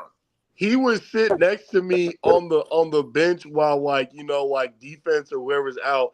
And he's like, they don't fucking like me, Marcus. I'm like, who are you talking about? The rest. I'm like, what you do? He's like, I did nothing. I was like, hey, I don't know, man. They just out to get you. They just out to get Bo be out there talking too much shit. Bro, I'd be like, Reggie, bro, chill. No, he's like, you came in like relevant me. He's like, I'm the quarterback of the line. I'm trying to get niggas to calm down. He's like, nah, nigga, don't. I'm like, all right, I'm just saying, like, you can't have that. You can't approach Bo like that because he might. Yeah. Hey, look, Reggie Bo just tell this nigga to play. That's it. We running this. All right, come on, we about to line up. That's how you do it, Reggie. You gotta lay it. Like, it's kind of similar with me the same way. Like, I'm a joke before I go. Like, you know what I'm saying? Like, I crack a joke. Like, Reggie Bo be out there. You know what I'm saying? Like, I'm gonna be mad, but then you'll hear me crack a joke and then be like, all right, he good. You know what I'm saying? Because ain't no jokes with Reggie. Nigga. He be up. He be disrespectful. Are they picking on you though, okay? Are the refs picking on you a little bit? You said me? Or yes, you. Oh, man, I'm going to be honest with you. It ain't no picking on me. Essentially, it's just more the fact of they wick real short with me. That's more of what it is. It's like they don't have a tolerance for me for multiple reasons. Obviously, because of my size, but it's like the shit they hear me say. I was about to say, what is it that you're saying? I'm like, what is it exactly that you're saying? You be saying some wild stuff. I can hear it. Marcus, what is Kay saying? I fuck with Moses. I gotta let him tell you because some of the stuff he be saying, I be looking at it. I'm like, bro, we gotta go, man. Like the play is over. Hey, Marcus, 2018 was worse than now. I swear to you. Yeah. Now, I'm the mind of a child. I'm gonna be real. Hey. Nah, it's his accent. I did 3 sacks in a row. Then I'm going to go holler at your girl right after the game. I swear for Jesus, and I did it. I promise you.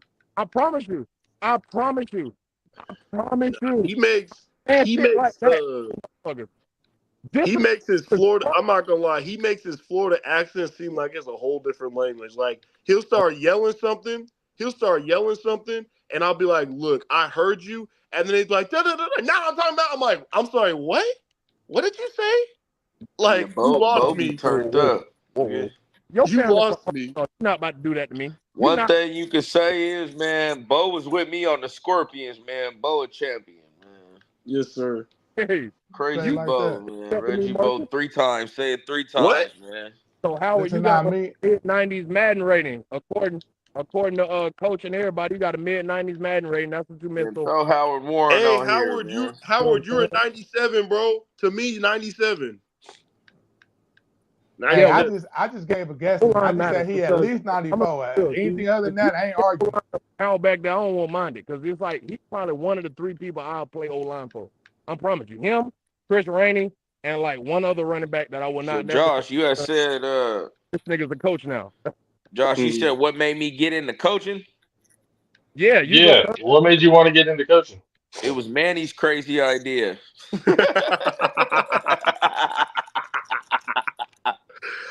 So even you recognized that it was a little. So first, it was kind of like a seed that was planted. Me and Manny, Manny and Jose had took over the Kings, like in a kind of like we didn't know about it as players yet. You know, Manny had told me. Manny, one of my best friends. We done grew up over 20 years. You know what I'm saying? Well, we've always played together in semi-pro and shit. No matter what team, whether it was in Stockton or Sac, we always played together. Like, I didn't play semi-pro for championships. You feel me? I played to play with people that I haven't played with before and play with my friends. You know what I'm saying? That's what I came into this doing. Until they called me a cancer, and that's how I ended up in Stockton. But That's a rewind. We can go back to that. But fast forward how I got to coaching. Manny with the Kings. Me and Manny was just talking. He like, bro, you know the offense. This is like backdrop talking. He got he was like, man, you can run this offense, bro. You should just do it. And I'm like, hell nah. These niggas ain't listening. Woo, woo, woo. People like, bro, you should just do it. So one game, Coach Hill wasn't there, and I was helping out run the running back rotation. Then one game, Coach Lynch, it was just me and Coach Lynch when we played the Outlaws, South Beach Outlaws, when we was the Kings back in 2019, I believe, or 2020, whatever year that was. 2021. It was 2021. Yep. I took over. Coach Lynch like, shit, you the only person here that know the offense. You got to run the offense. He like, Stell ain't gonna be here. I'm like, oh shit, you for real? He like, yeah, you got to run the offense. It's just me and you today. He's like, I got the defense, you got the offense. I'm like, fuck it. I start calling the plays. We marched down the field. All our drives just didn't score. Holding or something would take us back. So after that game, shit, Manny had made the move to get rid of our OC because I only did the offense for like the first half. Then the second half, the OC took over, but it wasn't the same type of move, shit like that, movement. So Manny made the move to get rid of him. Like, bro, you finna be the OC? I'm like, man, what you mean? My knees started feeling right. I'm finna run. I'm finna get back to it. I'm ready, baby. What you talking about? Yeah, what you mean? And he like, man, I need you to do it. So fuck it. I took over as OC. In the first game OC, we won. We beat the Knights. Mm-hmm. And then the next game, we went out there to Salinas. And shit, we put up like 400 yards total offense, scored like 5 touchdowns. It was a crazy-ass game. The Indian score was like 40-something to 30-something. It was a back-and-forth game. We would lighten that motherfucker up. Then that game, we played the Nightmare. We didn't score, but we had gotten the red zone hell of times. And then we had that game where we went third. We was down 32-6 and came back. So then the next year, Coach Lynch he pretty much was about to retire. They ain't had no head coach. They was talking about bringing somebody else in. And I'm like, hell nah. Y'all ain't finna bring nobody else in. We finna build on what we just started. Like, if you want to do an interview me. But I was like, I guarantee you can't nobody build it like me. I know too many people in this semi-pro shit. I done played football all around Sacramento. I done played college football. I know everybody. Like, you know what I mean? So they even made me interview. I went through the little interview process, got the job. And then shit. We just been rocking ever since. And I never been to points where if I fell on my face, that was a possibility, a major possibility. They could have ran me off the brotherhood. You know what I'm saying? But they had me fucked up. So that was like the driving force this whole time. Our first year Tiger team won 9 games. You know what I'm saying? We won both our preseason games. We started the regular season on like a 4 or 5 game win streak. We lost to the Fury. And then we was like 8-1 going into the last week of the season. And we was off for another 4 weeks. And then we played that last game. We ended up losing. So then we lost in the first round of playoffs first year. So I had high hopes since the beginning. No matter what nobody said. Right. First off, hey, Bull's faster than the 25. First off. Oh, you seen that too, right? I was like, goodness gracious. I was like, he ain't slow motion running. I've seen Bug run. I've seen Bug run. Hey, no, he showed his highlights from the Hurricanes prior to his knee injury. He had little wiggles then for sure. But bro, he was y'all know where Bug tore his knee up at? I was there. He tore that motherfucking knee up at Lincoln Village Park, and we was practicing in the East. He was out there trying to play wide receiver. Damn, Howard. Just Tom Brady. Damn, hell no. Nah, I'm gonna take Bug in that. No, I've had to tell Bug. You gotta unhook that fucking trailer, bro.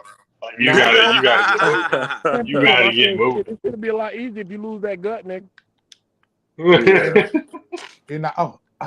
Now, if he wouldn't have failed, he would have had a touchdown run the championship game. And nigga, Braden said he did hit the Bug Vic in the championship, though. He got that first. Bug if I didn't tell Bug to go down, he probably would have scored. Right. He should have just scored. But he was already in the mindset of going down. Yeah. So, then he fell on top of that. No fever. Right. Nah. Straight turf match. I said, turf damn, monster look, got his you know ass. you could have scored. I know how it Nobody in feels. front of you. I know how it feels. Nigga, my only chance to ever score, not my only chance, but one of my chances to score, it was my first year. And I was playing against Marin Pride. That's how you know it's throwback. And real. And we had. Hold on, bro. Hold on. Yeah, that's what I need to address. Come on, Howard. Come on. Rich Eisen, bro, he be hitting sevens every fucking year. 40-yard dash. every year. And he did worse. He was like a 7, Howard 8. is ill. He said, "I need to see it so we can compare it." It's crazy.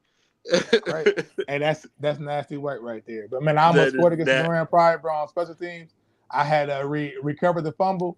I ran by 3 steps, nigga, tripped over the turf, did a whole front flip, tried to get back up, got tackled. I was like, fuck. It was nothing but green grass, bro. I was juiced. Hella sad. Man, my first touchdown in semi-pro that I can recall was on the Hurricanes, and that was when it was against the Stanislaus Cardinals. I know Derek remembers because Derek busted for like a 75, 80-yard run on his first carry. 80. You respect every yard I got. Look, period, nigga. Hold on. You talking about 2018? 2018? Yeah. Okay. That was when I was number 0. I was wearing D-Train jersey that day. That was my first game as a Cane. Yeah. Yep. Oh, no, I remember that. Yep. I had my had a little fame to glory there with my fumble recovery. Oh yeah, I remember that shit. Dude was probably down, but I'm like, I'm gonna take this and go and see what happens. See, man, and I kept looking back to see if somebody every time. Go until you hear the whistle. Yeah, I was like, hey, no whistle, we taking this to the house. Hey, and so to say about that game, I was my first game with the Canes, and I kept telling them, I said, bruh, like people was asking me that, I'm like, bruh, if I get the same amount of carries that the other running back was getting that game, I said, I'm gonna break a long one because D-Train didn't play. It was just me and Yaya playing running back.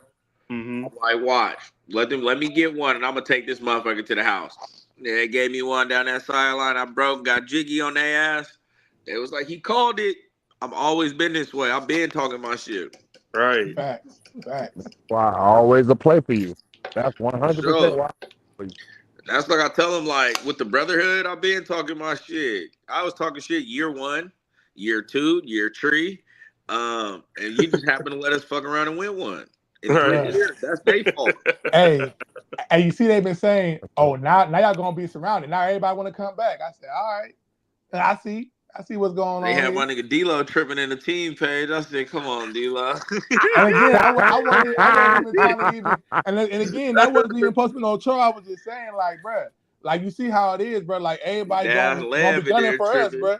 Yeah, not because again, like I feel him to a certain extent. Like, all right, look, like if you rocking, because you already know, Kai instantly. Fury for life. I'm back with the Fury. I'm like, nigga, you just joined the Tigers. Like, ain't no shade, but I'm like, are you rocking with us or you rocking with them? So you know the city. And they rocking. Hey, you just gotta think, man. Some people just coming for this natty run, and it's needed. Yeah, and that's fine. And that's okay. You know what I mean? Yeah, that's fine. Okay.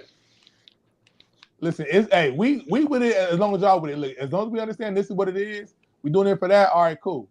But like how Swift said, like, nigga, if you ain't here if you ain't trying to be here next year, you might as well get on out this thing. Like I feel that. You know, I feel that. But too, yeah, that's true to an extent. But you can't say that to the guys that work for it either. Right? No, for sure. You cannot say that to the guys that been here and put in the work to win that championship. No, absolutely. That's only towards niggas that want to hop on a natty run type bid. But yeah, for sure. You know, on everything. Like the end of the day, bro. This is the one. This is what we wanted. We wanted the city to come together for something bigger than them. And this is that chance. So we're gonna see who really want to get this natty done for the city. And that's just what it is. So it's good. Like, you know, I know in 21 when they called me, told Coach to get it on for the city. Shit, I got jiggy against the Wolfpack. And on everything, as you should have. You got jiggy against the Wolfpack. I did. Ran down there, first kickoff, got a tackle. Yep. That's one thing about Coach D. I'm going down on kickoffs for sure. Yep. When we was in that championship our year, Marcus, on the Canes, I ran down there and got me a tackle, almost made him fumble. Oh, yep. I'm running down there. For sure. Dipped him. And then I slapped somebody, too. I was going crazy on kickoff that championship game. My man D was a menace. I'm going down there on kickoff. I'm like, YD. Because I'm like, bro, I'm for sure finna go down there and bust somebody in their shit. Yeah. He said it, too. He always calls it, too. So that's the thing. I'm finna go get it in, bro. I'm not coming out here to stand around. That's what I'm trying to tell people. On my mama, and that's all I'm like. Listen, I didn't come here to watch y'all, bro. And that's what I told. I did not come here. I'm finna go get it in. On my mama, that's what I told Sapi. That's what I told the Fury nigga. I didn't come here to watch y'all niggas do y'all thing. I came here to come and contribute. And if y'all don't feel like I'm good enough to do that, nigga, let me go now. That's why when Jim don't talk about, oh, you got cut. No, nigga, they want to put me on that reserve, that reserve roster. Like, no, nigga, if you don't think I can play, nigga, let me go then. I'm gonna go play somewhere where I'm gonna be used. I'm not gonna just be sitting here waiting for niggas to call me Coach per week. Give everybody a fair chance, man. Come to practice. That's what I'm telling you. That's the best way to evaluate you. If you come to practice each week, then I can judge on your character as a player, as a man, and because I know everybody don't show up every week, so some line, D line, O line may not get no work, but if you still showing up willing to get it in and Bruh, I was the one lineman there every single week. I changed my whole business schedule to where I could be there on Thursday nights. I'm like, no, like I'm trying to show I'm committed, bro. Like I didn't come out here to not do what I was supposed to do. I mean, shit. What's 2 days? What's 2 days out the week? You feel me? So should I make this shit work for sure? Nope. The difficulty in the process of getting to this point, because I'm always telling people, because everybody has a sense of different levels of football and all that other kind of stuff, the different competitiveness, whatever. The game is difficult in itself already, no matter what level you're playing at. So going through this year, even given what's happened, again, championship, 5 in the nation, national championship run on the horizon. Like, what was the favorite moment of the season?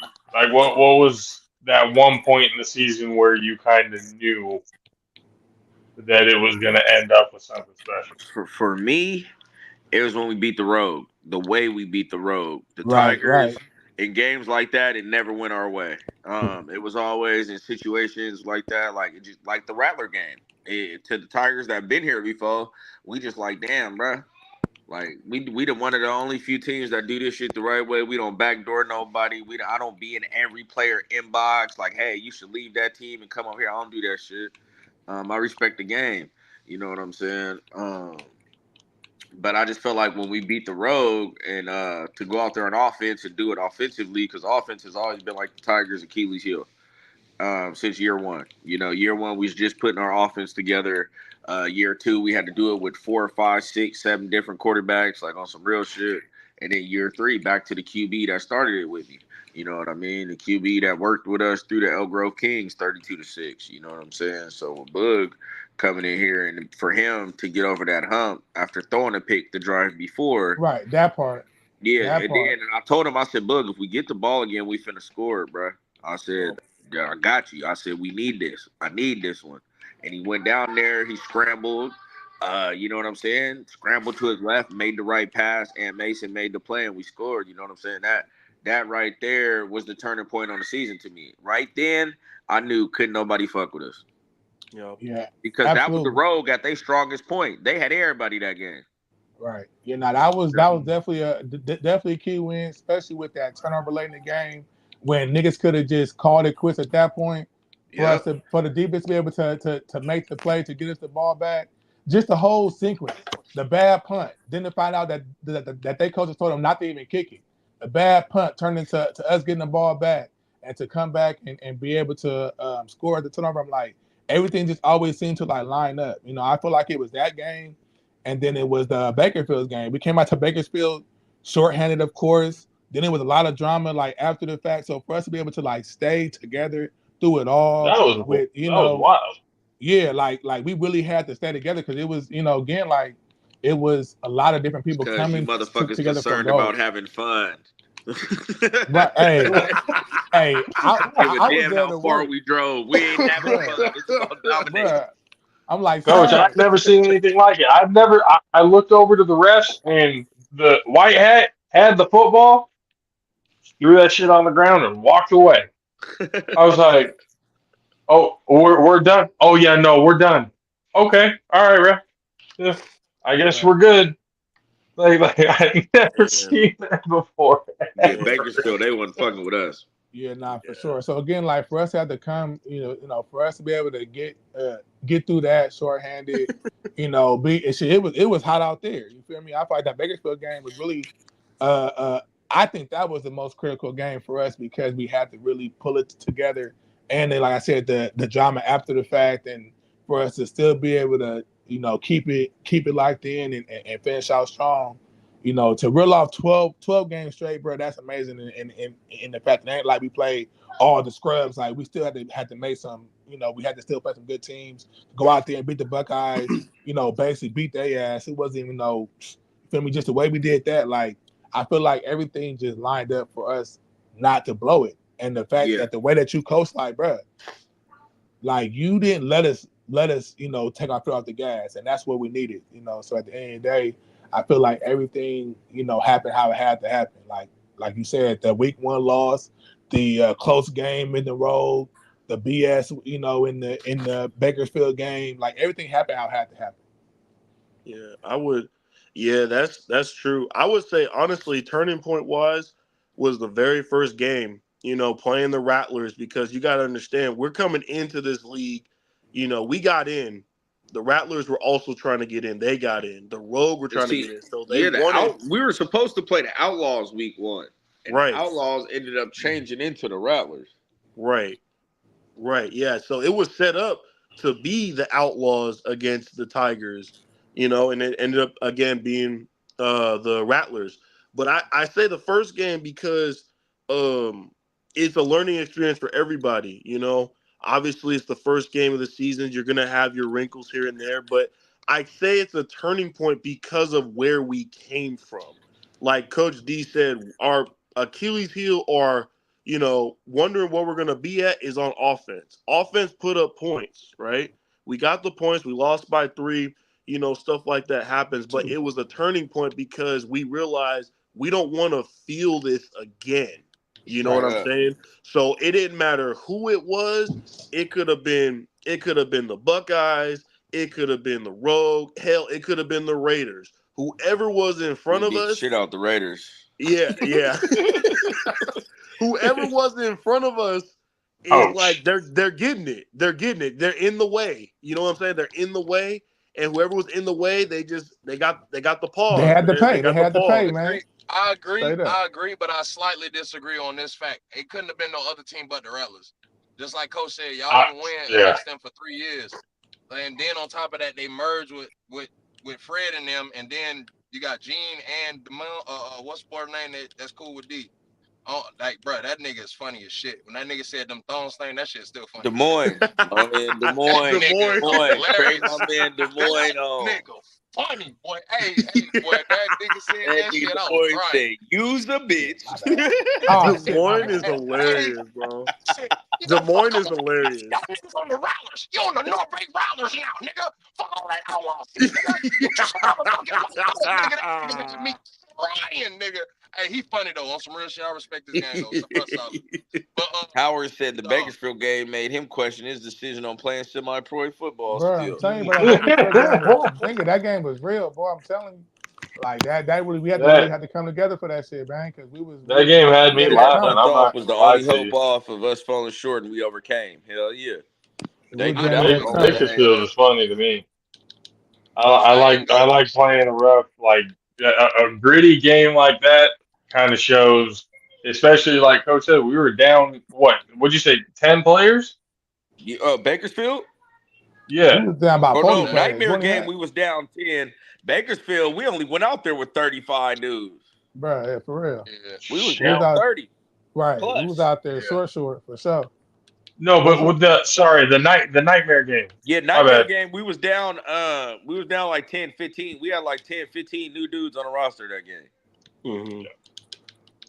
The first nightmare game during the regular season. The regular season game, yeah. Okay. Bakersfield down there with 35. That's it. The second nightmare game got to play. I'd never let to see the light of day. I'm gonna be real with you. That shit was crucial. That shit was crucial. I'll be honest. Hey, I feel like I had to say it, but that play was crazy. And we had Figs playing DN and Bakersfield. I did see that. He was going crazy at the end too. My nigga Figs was going crazy at the end. Figs was playing. Yeah, he was going crazy at the end. I was like, who's this long dreadhead on the edge? I'm like, that's Figs. Yeah, no, I ain't go to that game, but I know exactly what that sideline was looking like based off of D Hands moving so damn fast, watching that bitch on YouTube. I already know what he was going on. I was pissed. I'm already knowing. Y'all know I was pissed. Oh, every game, no matter how good it's going, there's something that irked or pissed you the fuck off. That we're just going into halftime, just rip the whole new one. I think our team, they got tendency of getting ahead of themselves. Yeah. And, you can't get ahead of yourselves because we talk too much shit to be out here playing like shit. You know, if you're going to talk that much shit as a whole, you got to go out there and dominate. You know, 20 points by half. Each game should be 20-0 by halftime. Yeah. You know what I mean? It should be a dogfight. Yeah, he was all about that. The fact that it was 20 points in the first 3 minutes and that's all we scored, I understand. And that's what I was saying, because everybody wanted to have fun. Everybody was like, well, we drove all this way, let's have fun. No, it's not about fun. We got to dominate first. Once we dominate, then we can have fun. Yeah, if we put up 20 in the first 3 minutes, we should have scored 100 on these dudes out here. No, absolutely. We should have scored. That should have been our first 50-pointer for sure, at least. That Raider game, I thought y'all were going to drop 100. I was trying. That Raider game, I swear to God, I was like, they're going to drop 100 on this team. Well, we had 78 or 76? 77. 77. It was 48-0 by halftime, right? Mm-hmm. Yeah. Just be prepared to get handed a bunch of awards next season. Just be prepared to get handed a bunch of awards next season, Coach. That's why we're looking for the Detroit Ravens. Detroit Lions. We want them too. Fuck that. Hey, we going for baby. Run it. Looking for the Detroit Ravens. If we die, we die. But give the chance. Hey, you gotta flex out. Tell them to pull up. I gotta holler at Dan Campbell, man. That tight end. You said I gotta flex out for that one? You gotta flex out and guard Laportier. Campbell, man. You gotta guard Laportier on that flex out. You gotta flex out and guard Laportier. Run up with him. You mean Laporta? Yeah. Okay, I was like, Laportier. I said, hold on, whoa. It's a reason why I say that. It's because Shannon Sharp's liquor is called Laportier. He thought he knew that. Okay. No. Shannon Sharp's liquor is called Laportier. He's a tight end too, so stop trying to play with me. Don't play with me right now. Okay. No, I wanted to hear the history. I got you. I was like, I think he's talking about Laporta, but I'm like, it's Laporta, but I call him Laportier. He said Des Moines in rehab. Yeah, Des Moines been MIA. and I'm so glad because that nigga was talking and humping all damn season. I'm just like, hey, I feel you, but that nigga funny. He's funny because when he goes on a rant, his voice is so raspy. My boy be drunk. My boy be drunk immediately. Hey, I love him. Yeah. I got nothing but respect for him, but he is funny. He is funny. Too funny. A lot of the shit talking that I hear on the sideline and in the game is pretty fucking hilarious. No, the best shit talking is semi-pro brotherhood lives. Like Coach D lives, like you saying, them power hours be fucking hilarious. Like when he was saying, like the whole fucking I don't even know if y'all got into it like that. The whole fucking 50 East fucking Des Moines is one of the main characters in NorCal semi-pro. There was a NorCal show. They would be tapping in with Des Moines, man. Des Moines. He had a YouTube. Des Moines would be one of the guys. Congratulations on that. MVP Bug. They would be talking to Des Moines. MVP Bug. Stop playing with Bug, bro. MVP Bug, man. Get Bug on here. Unhook that trailer, Bug. Bug, you want the invite? What's good? Yes, sir. Oh, I'll get him the invite. That's my quarterback. I'll get him in. Like, I got you right now. You saw my shit. That's my quarter. That's the only little Cowboys reference I get, a coach. The only little Cowboys reference I get with y'all sorry asses. Oh yeah, hold up. Hey, yeah, no, I ain't gonna lie, my nigga Derek a real one, cause we was at the same bar when the Niners played the Cowboys. He still took a picture with a nigga after they took that L. Yeah, my nigga, he was like, hey, it'd be like that. You feel me? But you already know the drill. when D-Lo was on the Stampede and he beat me, I took that picture with him. I took that L, man. It'd be like that, man. Got to, man. I send it out there and we'll see if he gets in there. Yeah, we're trying to go get the Detroit Ravens, Phoenix Outlaws, whoever up in Phoenix or Washington or Oregon. Who else wants some? I said, anybody above us could get it. That's his whole thing, like how Jamar said. So what is it formatted as? Is it just like one game to decide, or is there we have to? It sounds like it's gonna be like a tournament system. That's one publication that I just posted. That's the first time I've seen the Tigers in a publication. There's another one, the Semi-Pro Game Day National Showcase, and then there's the other one, the AAA and AA standings. AAA, the last one I seen, we was like 10th. That was before us winning the championship. So there's always, just like college football, you got your AP poll, this poll, that poll. They got a bunch of different polls. So as far as everybody talking about, oh, that ranking is unsanctioned, motherfucker, it's 50 states and over 300 teams. Right. So tell me who's the real governing body of all these people. There ain't no NCAA, no NFL, no none of that. So you can't really discredit a ranking system that has that's ranking. They're doing it though. Like, you know what I mean? And I'm pretty sure a lot of teams go abide by those when it comes to their national standings. Right. And most of the teams I was on that list were I'm champions. You said what now? So most of the teams that list were champions. Like the last list that just came out, everybody that we were fifth, they were all champions, like most of them. Yeah. Mm-hmm. The last time I had seen that national Players Association one, it had at 13. Yeah, and then after the championship, it hit 5. D-Lo's tripping, bro. Follow them. They're about to interview Bug on Monday. Oh, yo. Hell yeah. They asked somebody to go on. I told him, man, interview the MVP quarterback, man. I told the nigga Bug, I said, hey, I'm the co-MVP, man. I was your center. D-Lo need to get on. I need my recognition, goddammit. I need my recognition. He's splitting the award with all y'all. He said that already. He said it's the O-line award. You know what I'm saying? It ain't just him. It said it's everybody on offense. See? You know what I'm saying? So, it's you too. I had to give him the time. You got it. You gotta have time. Man, not many like snaps, but shit, still happy. Now that's one thing I would say, bro. Though. Go ahead. If I get in shape enough, can I get that tight end again? I mean, I don't see why not. Coach, a 6'10" tight end. Stop it, D-Lo. Hey, I asked a question. I don't know. Stop it, D-Lo. I'm an ATH. I'm an ATH, baby. Okay. ATH. Like, man, I haven't had that title. ATH back. I haven't heard that title since high school because that's what I was in high school. So I already know what that is. Yeah. I'm an ATH. Here we go. Hey, coach, if I stop being this fat, I can get back at tight end. Man, you gotta make the team, man. You gotta make the team. I'm on the cusp like that.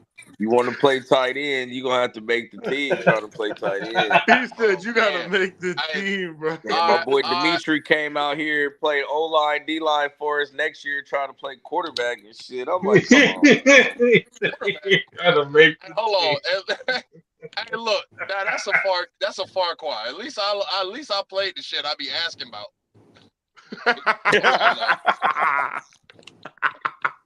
My Damn. man Dimitri was a D1 tackle though at Arkansas Pine Bluff. I'm like, what you want to play motherfucking quarterback for?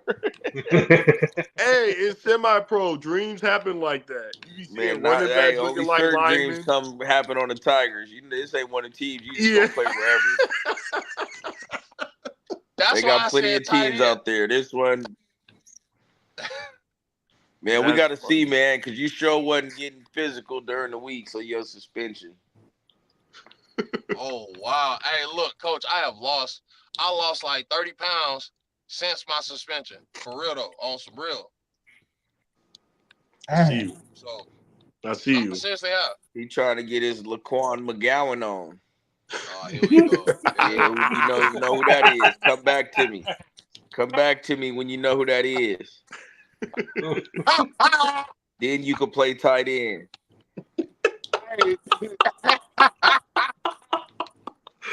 Tell me what school he played for. What was his measurements, man? Look, we ain't doing all Give you that. some homework. We ain't doing all that. That's the All-Pro JAFFos, man. That's the trivia. That's trivia for you. Laquan McGowan. Who'd he play for? Look, man. Look, man. He's taking over the show. He gonna cut you. Yeah, I like that. He's gonna cut you. Hey, look. I'm gonna be honest. If I get cut, I still got a job. At the end of the day, as long as I know I still got a job. If I get cut, I can still be the cameraman. At the end of the damn day, he said, "I had hella fun on this ride. My body wasn't hurting." I remember coming out of the preseason game. Like again, I hadn't played in a long ass time. I was fucked up after that game. Man, bro, my wrist still hurt. Different. My wrist still jacked up. Yeah, Joe Fonseca said, man, he wish he'd have known about the Tigers sooner. He'd be a Tiger forever, man. That's what I'm talking about.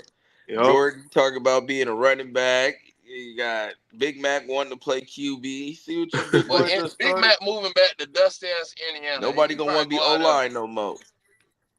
That's crazy. I'll be honest. I'm trying to run this Rari. O-line got all the dirty work, man. You know, we don't get no stats. We don't get no real love. So y'all ain't feeling that, huh? Yeah, you know, I'm like, who you gonna pick for your All-Stars, man? What's up? Like, what's going on with that? I think honestly, because there ain't too many O-linemen around the league, I should be able to take my O-line and pick from all the rest of the teams. You know what I'm saying? But my whole O-line should go because I know they're gonna be there. Y'all not finna have me out there with some thrown together O-line. You know, I prefer to have mine plus, you know, and then mixing guys with them to start. Yeah. You know, start some of these other guys from other teams or whatnot. But have that same my O-line there just to know we have a line for the All-Star. Right. Mm-hmm. They would do this All-Star shit the year I get suspended. Because I know how that goes. The O-line is whoever pull up. Oh man, hey look.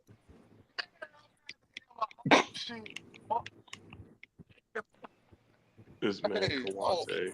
Man, for real, I want to play. Hey, any opt-outs, I'll take a motherfucking spot quick. Go get MVP on their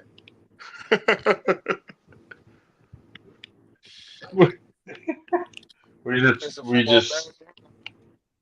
We just got to make sure nobody's throwing punches. Then that's when people start getting suspended. At least one thing for certain, you know, I'm not gonna throw no punch. I ain't throw no punch. So yeah. I mean, it's like, look, realistically, if I did throw a punch, that little tiny fucker would have been on the ground. Yeah. Because look at what I did right the beginning of the actual football play. I threw the goddamn D tackle on the ground immediately. Like, if I threw a punch, I would have just, you see what I'm saying? It was the exact same sequence. If I threw a punch, I would have fucking flatlined that little fucker. Right. But that's neither here nor there. We still got a ring, so it don't fucking matter. Yep. But I will say this, like I was saying, they gonna give Coach a lot of awards next season. They gonna give him a lot. They gonna have to hand him a lot, because I'm telling you right now, if they don't ban me like that in them, I'm telling you right now, it's gonna be a problem. Because I'm telling you, getting in shape, doing what I gotta do, I'm going out with a bang. I'm going out with a fucking bang, like, yo. I said, let me cook on this national run, because I'm telling you, I'm finna go off. All I've been doing is kind of training the last month and a half, so. Would you ever put Quante at running back, Coach? Hell no, not in no running back, man. He gonna get them knees toe off. Bro, that's my only thing. I'm like, I want to play some other positions, but I ain't trying to be hurt. That nigga, they finna go all at them legs, boy. What? Did I get my knees toe back when I was at quarterback on that triple? No, I did not. So, yeah. They was at the thigh level when you pitched it.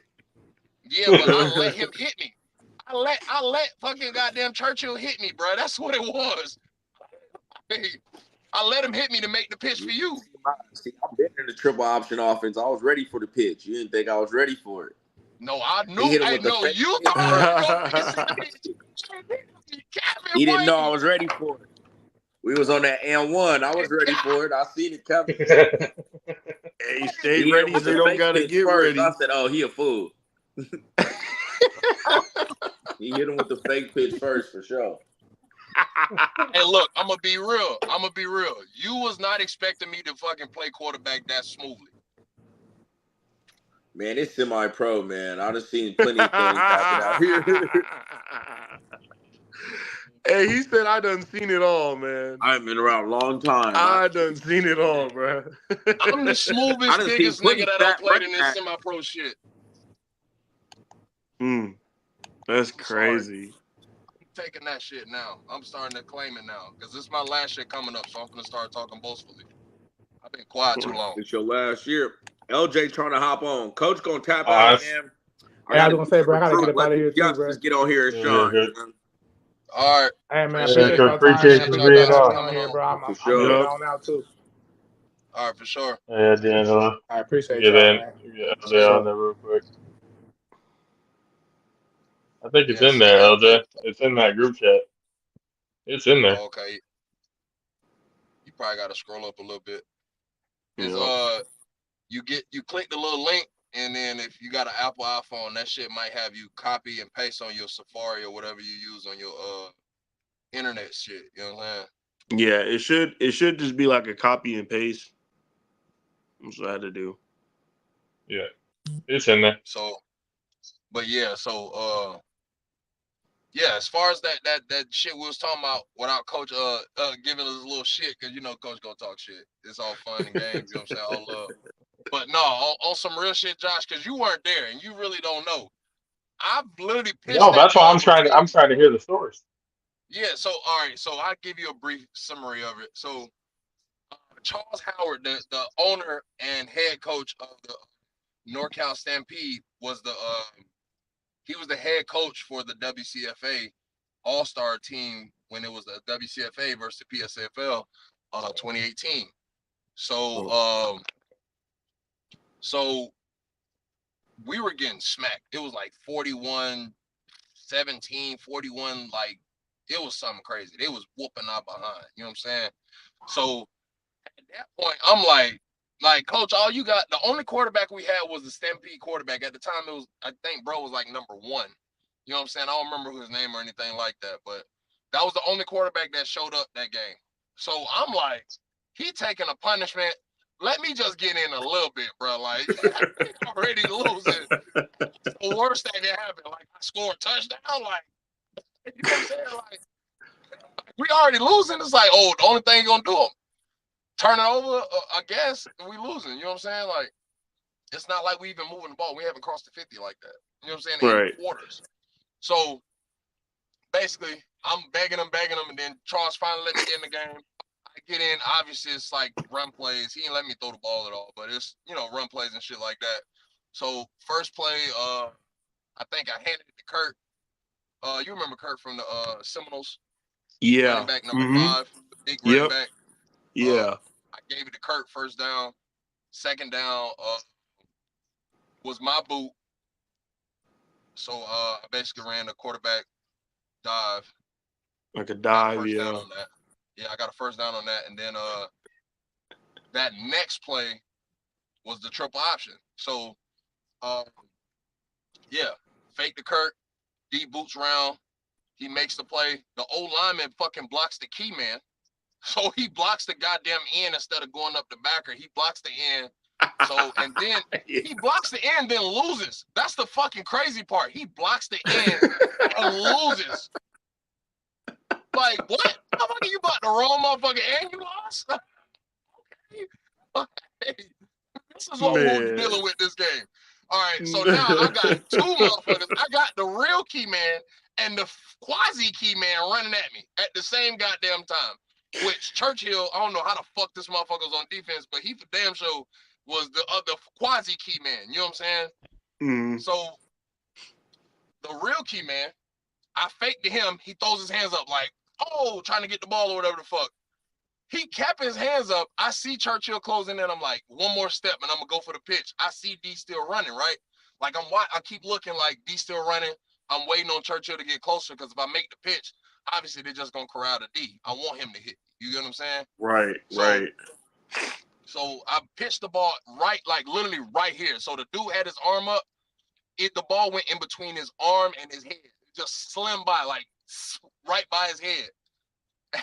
D called the ball. Why he said you didn't expect me to catch it because he didn't expect me to pitch that motherfucker. He told me that shit right after the goddamn play.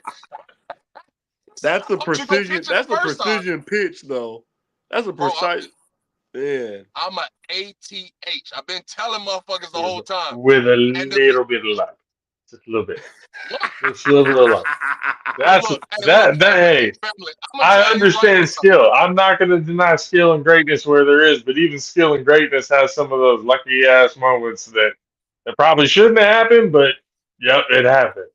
That's funny, man. That's crazy. The only part of luck. That was a hell of a moment. The only thing I was lucky about that play is that Churchill didn't fucking catastrophically ruin my career. That's right. Because that motherfucker for sure was going at my legs. And he for damn sure hit my thigh, but it was like low thigh, close to my knee. You know what I'm saying? Like, that's the part of luck I'll give you. That's the lucky part. But outside of that, nah. You know what I'm saying? Like, He meant to put it in the window. Bro, I'll tell you right now, I can see you that play right now. You can tell you like, nah, he meant to do that shit. I meant to do everything I did that play. I promise you. I meant to, because I was looking at that shit when I had that boot because I ran the ball. No, I'm dead sick because I had that quarterback draw, that quarterback dive, whatever the fuck. I had that shit right before the triple. So I'm looking at the shit like, oh, these motherfuckers ain't even that good. I'm just too nervous because this is my first season playing after my surgery.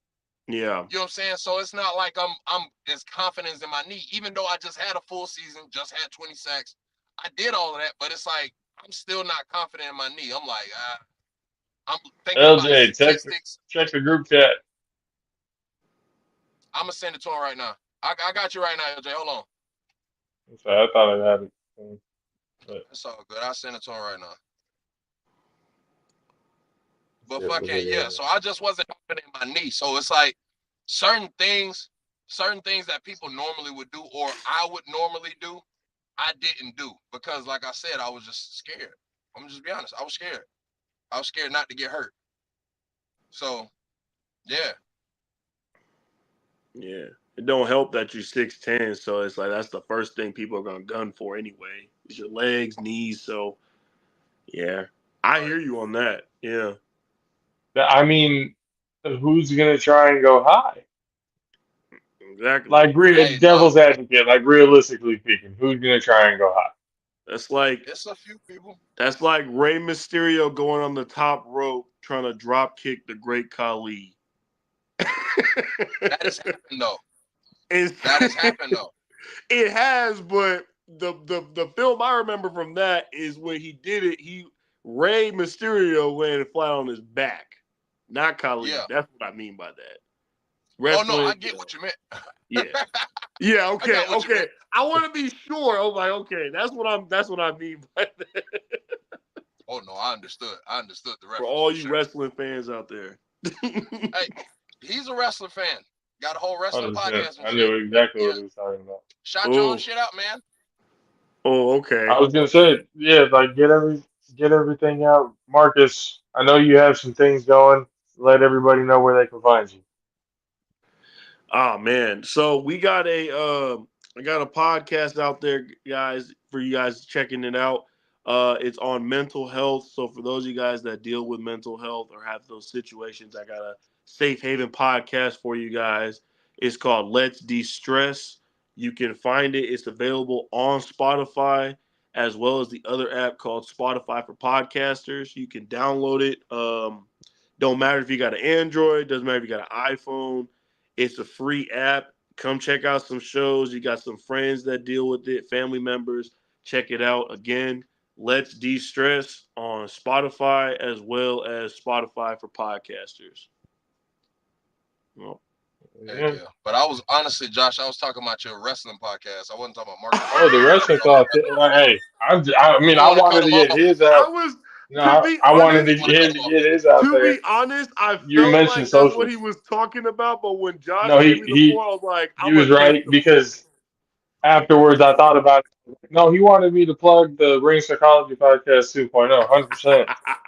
100%. But then you started talking socials, and then that triggered in my head to go on to, hey, let everybody know where they go. All good. All good. I get it, though. I get it. Yeah. Hey, Jamal, what's up, man? That's another legend in semi-pro. Thank you for tapping in with us. Yeah, appreciate you. Mental health is wealth for sure.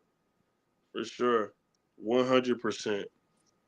Hey, look, everybody's taking care of, man. A lot of that stuff has been helpful because, it's the inverse, which makes sense, and it's kind of funny because all of the 2 first seasons I played with Marcus, I was literally telling him to do the opposite. the exact opposite, yeah. The exact opposite. And for him to have a mental health podcast. Hey, man, I'm tell you. Hey, for people that don't know, I was telling Marcus every fucking series, every play, every time that I'm not joking, dancing, or doing some fucking wild shit that's not supposed to be on the football field, I'm telling him to tap into his insanity. Because for the people that watch the 2024 Tigers, my demeanor on the football field is more like JJ. You know what I'm saying? For people that don't know, our teammates know. My demeanor is more like that. I start tripping quick. Yeah. But not in a negative sense. It's I'm raging, but on the field. You know what I'm saying? It's constructive rage. You get what I'm saying? It's not necessarily destructive, but it's very constructive. Right. About that? What's going on, man? LJ. Another champion. Yes, sir. How you doing, champ? Another day in paradise, man. Yes, sir. Heck yeah. I meant to comment on your thing, what you said earlier on the live, but my phone had died right when you said that shit. When you was talking about when you were saying I was free, that shit was funny as hell. No, that shit was funny. It's true though. Man is out. The man is out. So all right. So we can get into it because LJ is another LJ Reed. For the people that don't know him, he's he's also a River City Tiger, and now back to being a Kappa City Fury. I noticed a lot of people just. I was like, God damn. Hey. I noticed a lot of people. I was like, holy shit. Ain't like that though. It's all yeah, love. to throw that in there.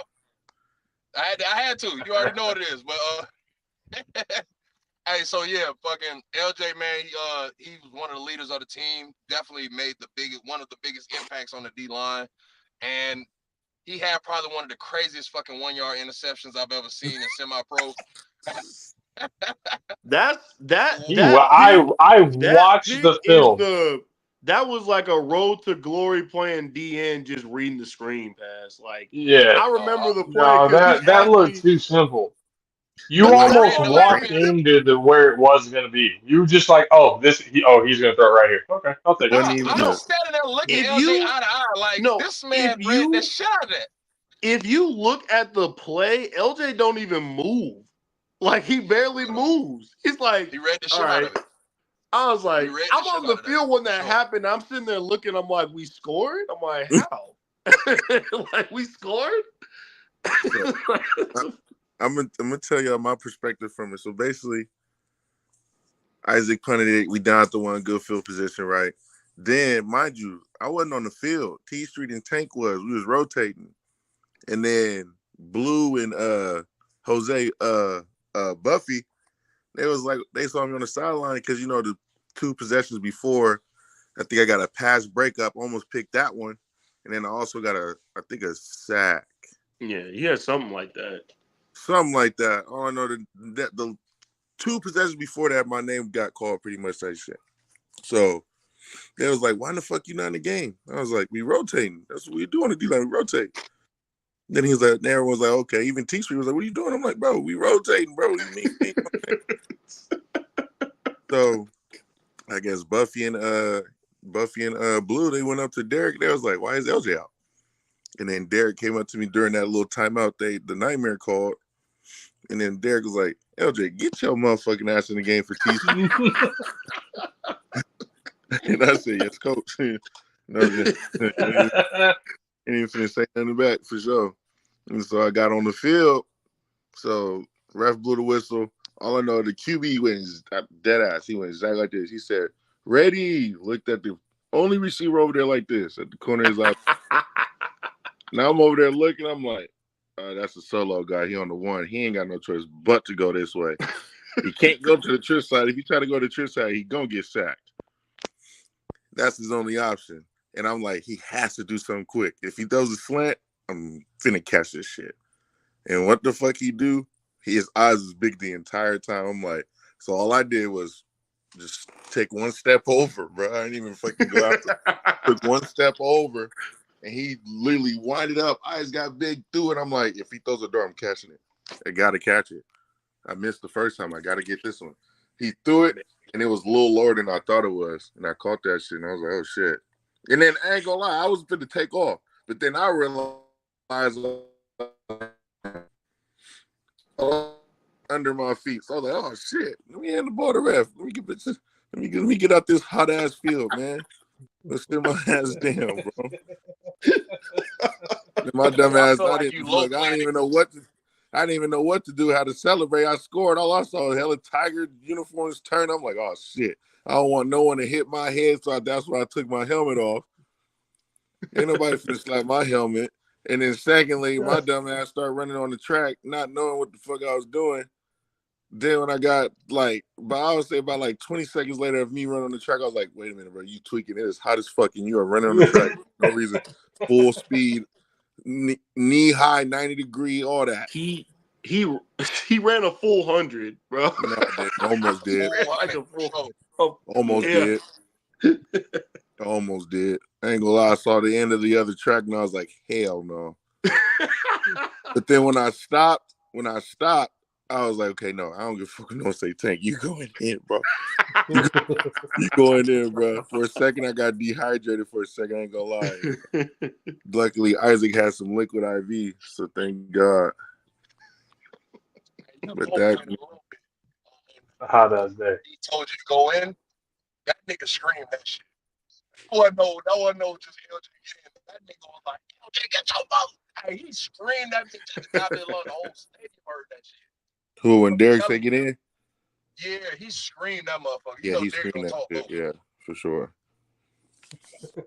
Because if you look at the play before is that little when they called the timeout. Yep. And I'm on. Yeah, they called a timeout. They had to make that change. So, whenever you get this, back in, I got a phone call. But, we're going to ask him the same question we asked y'all. Like, what was the turning point for him on the season? Oh, yeah, for sure. Well, I'm gonna let him when he comes back on. I'm gonna sign off so y'all can give him all that pep talk because I know I got the talk already. But I appreciate being a part of this incredible show. This has been a lot of fun. My bad. It's all good. You gotta call us. My bad. Are you back on? Y'all hear me? You back on now? All right. Yeah, but my fault. My fiance called me. My bad. Hey, understandable. All right, y'all. I'm about to hop off this thing. LJ, have fun with it, my man. I'll catch up with y'all. Yeah, it's time to get a natty. We traveling. Yes, sir. We traveling now, brothers. At what point during the season, LJ, did you have that feeling that, oh yeah, there's no doubt that it's going to be a championship? After we lost to the Rattlers. Oh, right after that? First game. Right after I was gonna say when Derek was on, because he was the only one saying. Go ahead, tell him what you said, because you were the only one speaking that shit.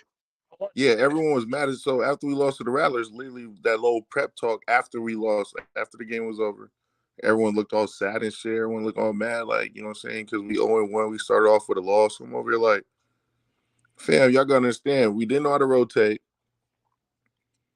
This is the first time we all play with each other against another opponent instead of playing with each other at practice. This is the first time we're playing against another opponent. We know what we're capable of doing. We just had to figure it out first. And unfortunately, we had to play one of the best teams in the league first. It could have been, if I'm going to just say this, if we had the Jets, whoever the fuck first, we would have went 10-0. That's how I feel about it. It's just unfortunate that we played the second best team in the league first game of the season. And why, instead of like playing them like week 8 or some shit.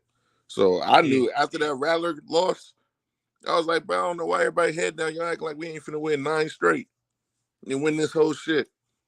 That loss was humbling as fuck. That let motherfuckers know, okay, we need to get on our A game about this shit. So once that happened, you realize you start blowing everybody out. Defense wasn't letting nobody score more than 12 points. No. Yeah, it was a solid game. Yeah, and when I really knew we was really turning the page for us after we beat the Road. I knew the confidence was sky high after that one. After we beat Rogue, I was like, okay, now people are starting to believe it because we went to the A crib and beat them in East Oakland, and then turned up in East Oakland at the Popeyes. Once I see now, I was like, okay, this team know what we're capable of doing now. So now we should keep going this way. Let's never be level-headed, and we never going to underestimate our opponent because we already got one loss. So, and we still trying to do this natty run. So. Okay, so since you've been on the natty run before, right? You've been on the natty run before, right? With Fury and all that? Yeah. Okay, so what's some of the things to expect? You know what I'm saying? Because this is my first time. I mean, I don't play 10 years of semi-pro, but I've been a victim of being one of the better players on sorry teams, or just being on good teams that either got cheated or we just lost. You know what I'm saying? So I'm gonna say with the natty run? Well, obviously it's a different location. We're going to a whole nother state. You know what I'm saying? It's obviously somewhat of a vacation, but it's also a business trip. That's honestly the difference. It's just another game at another location. That's how I look at it. We just going to Las Vegas, playing another team from a different city, and we show them how we doing in Sacramento. They don't know what the fuck we capable of doing in Sacramento. Everybody know Cali is a football state. I never really heard much about Arizona. That's how I feel about it. Or whoever the fuck we play.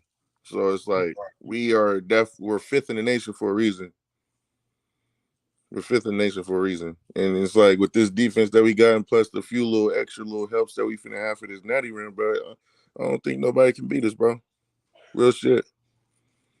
We really unstoppable because the trenches got 2 times better. We didn't really need nothing in the skill position. It's just the trenches needed more, rotation wise, more of those guys, you know what I'm saying, that started somewhere else, but also know how to be a role player at the same time. So it's like it's gonna be a lovely ass run. And that's the one thing you gotta play as a team at the natty. Ain't no fighting, ain't none of that. Oh, I should be playing none of that. Nah. You can't be selfish at the natty. I know everybody gonna want to play, but you gotta understand, bro, like we got to bring this bitch back home. Fuck being selfish right now. Like, do whatever it takes to, like, try to get on special teams if you're really trying to play or something. I don't know, something, bro. But it's like, but when it comes to really, like, get on the field on offense and defense, you really don't get on the field like that, bro. Like, and to me, like, spade to spade, real shit, like, if you really think you ain't going to get on the field, bro, I'll say don't go. Because there's no need to go on a vacation/business trip and then be pissed off about you not really seeing the field. Or just talk to the coach and, you know what I'm saying, like, can I get on special teams or something? Because if this was college ball, you'd be saying that shit. Can I get on special teams to get on the travel bus? So, I mean. That's a fact. All I'm saying is that, I mean, if you really feel like that you ain't getting enough minutes, that means put the work in. There ain't nothing else to say about that. Everybody grown. Everybody can go to the gym, work on their craft. It's not that hard. Everybody got time to do it. You know what I'm saying? There's a 24-hour fitness for a reason. It's 24 hours. You can go to the gym at 2, 3 in the morning. Shit, you ain't even got to go to the gym. Playgrounds is a gym. So, I mean,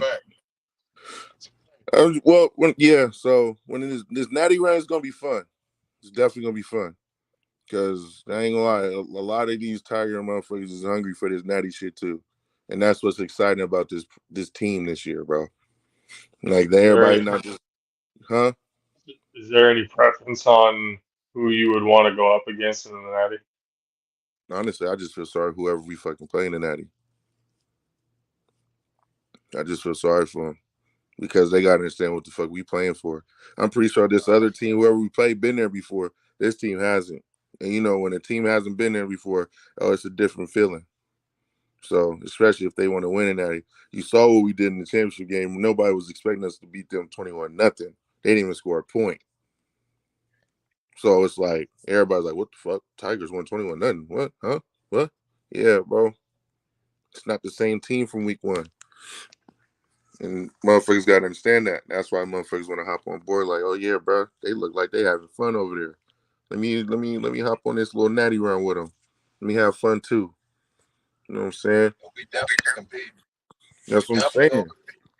Because they don't even understand. They letting the Rari out the garage. They let the Rari out the garage. I'm telling you, I'm coming out there tripping every practice. Ain't no practice, man. You're really letting the wrong program / organization have this run, bro. Because now the confidence from every player on the team is crazy right now. And the chemistry between everybody is crazy right now. And it's like it's real fun for real. And we ain't really. Last time we seen the loss was how long ago? 4 months. Come on, bro. Motherfuckers can't even really remember for real. You have to go back and look at the date when we played the Rattlers week 1. Just know it's been a while. We're on an 11-game win streak. Well, really a 12 because we beat the Nightmares and the Rattlers. We're on a 12-game win streak. Salt and Straw. It's on University Avenue. So I say for this natty run, bro, it's gonna be fun. It's gonna be exciting. You know what I'm saying? It's gonna be turnt as fuck. You letting the wrong team get a natty shot. So I honestly just feel sorry for whoever the fuck we play in Vegas, bro. Honestly. I mean, how many games is it? Is it just like one? Is it like a tournament style? Like how? For that game, for that, it's just one game. But I think there's more. Like the last time I went on that same natty run, it was in Vegas. There was like an all-star game before our game or some shit. It was like a double header or something. So I don't know, but I know for a fact our game is definitely a national, like a natty. And then I'm pretty sure if we win that, I don't know if we're gonna have a bid for Florida or not. I don't know when's Florida. I don't know if it's the same time. Hopefully it's not. I pray to God it's not. But I have a huge feeling if we win that, we're gonna definitely have a bid for Florida for sure. That's how I feel about it. Because the team that really wants to be in Vegas is that Phoenix team, and they finished their season already. So I wouldn't be surprised if we play this natty game sooner than we think we're going to play. Because the only reason why they wait until December and January for the other teams to finish their season. That's why they wait so long. How much longer do you think we'll have to wait? I don't even know. They ain't set a date yet. So I pray to God they make this game sooner than later. Yeah. For real. Yeah, I mean, it took 6 weeks from the end of the season to the first playoff game. You know, so hopefully it doesn't take any longer than that. That was so crazy, bro. But hopefully it doesn't take any longer than that. It was crazy, but it helped sell us. We had one player on the team. It helped sell us because if y'all would have played on the regular schedule, Marcellus wouldn't have played at all. You have a point. To be honest. But at the same time, the Rattlers would have had to deal with that because the championship game was supposed to be the day we played the Nightmares. So just imagine if we would have played them in that. They would have, they would have never liked that game, boy. And they came in that bitch wearing orange and shit too. Got a little dark color on, or they would have hated that game. They was already not dressed before the game we played them last week because they was hot. And it wasn't even that bad to us. Oh, like 90. Yeah, it wasn't even that bad to us. We was fully dressed, ready to go. Them motherfuckers is walking out. The game about to start in 10 minutes. They ain't even got their pads on. I mean, at that point, you can already tell what the. I was just going to ask, going into the game, was it already a foregone conclusion to you what was going to happen? I can just tell by their energy, they just acting like they've been there before and acting like it's just going to be an easy breeze because they beat us last time. They just walked in like it was like, oh, we beat them here before. This is regular. We've been to championships before. This ain't nothing to us. Like they energy just look like, we're just gonna play them again. It's whatever. Like that, I wasn't really fucking with it, honestly, because they was walking in all slow, calmly, like they ain't got a game in 10 minutes. You know what I'm saying? Like they energy look like, oh, it's just another game. We're just gonna play them, go home. Like they wasn't turned like we was. You know what I'm saying? We was turned up for this game. They was walking in trying to talk shit, but in reality, they was just walking in with no energy. Like it just looked like they were showing that it was gonna be an easy breeze, and that shit really had me heated. I ain't gonna lie. I mean, that to me, that's a sign of disrespect, for sure.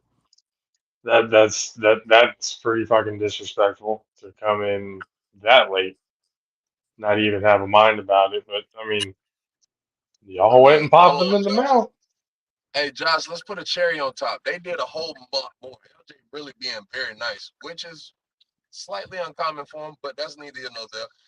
Look, them boys came in the low energy and they just start calling everybody bitches. They say y'all some sack bitches. That's why Derek said that. They calling these grown ass men bitches. Like, first off, that's disrespectful in itself. Then you're being disrespectful to where these people from. There was a whole bunch of fucking shit that motivated them to whoop their ass the way they got their ass whooped. You know what I'm saying? And then they warming up. And then they warming up on our field at halftime. All right. Who y'all think y'all is? Y'all think like y'all D1 like y'all really like that? They over there doing route running and A skips and shit, then stand us down while they on the field. I'm over like, who y'all supposed to be? Because y'all really got blessed y'all in this position anyway. Because the Rogue gave up 13 points to your defense, partner. And y'all only won by 5. So be blessed that the Rogue was fucking up in their game. So it's like, man. Nothing like false confidence. Yeah, and it's hard to beat a team twice, especially when it's the Tigers, P. Especially if we the number 1 seed. And y'all got away with one. So and y'all knew we wanted that lick back. So and y'all knew we was coming with. Especially if we got the crib for the ship too. Especially when we was at the crib with the ship, man. Yeah, you post that. JJ just figured out you can post something here. Some people were saying he stepped out of bounds. I don't know.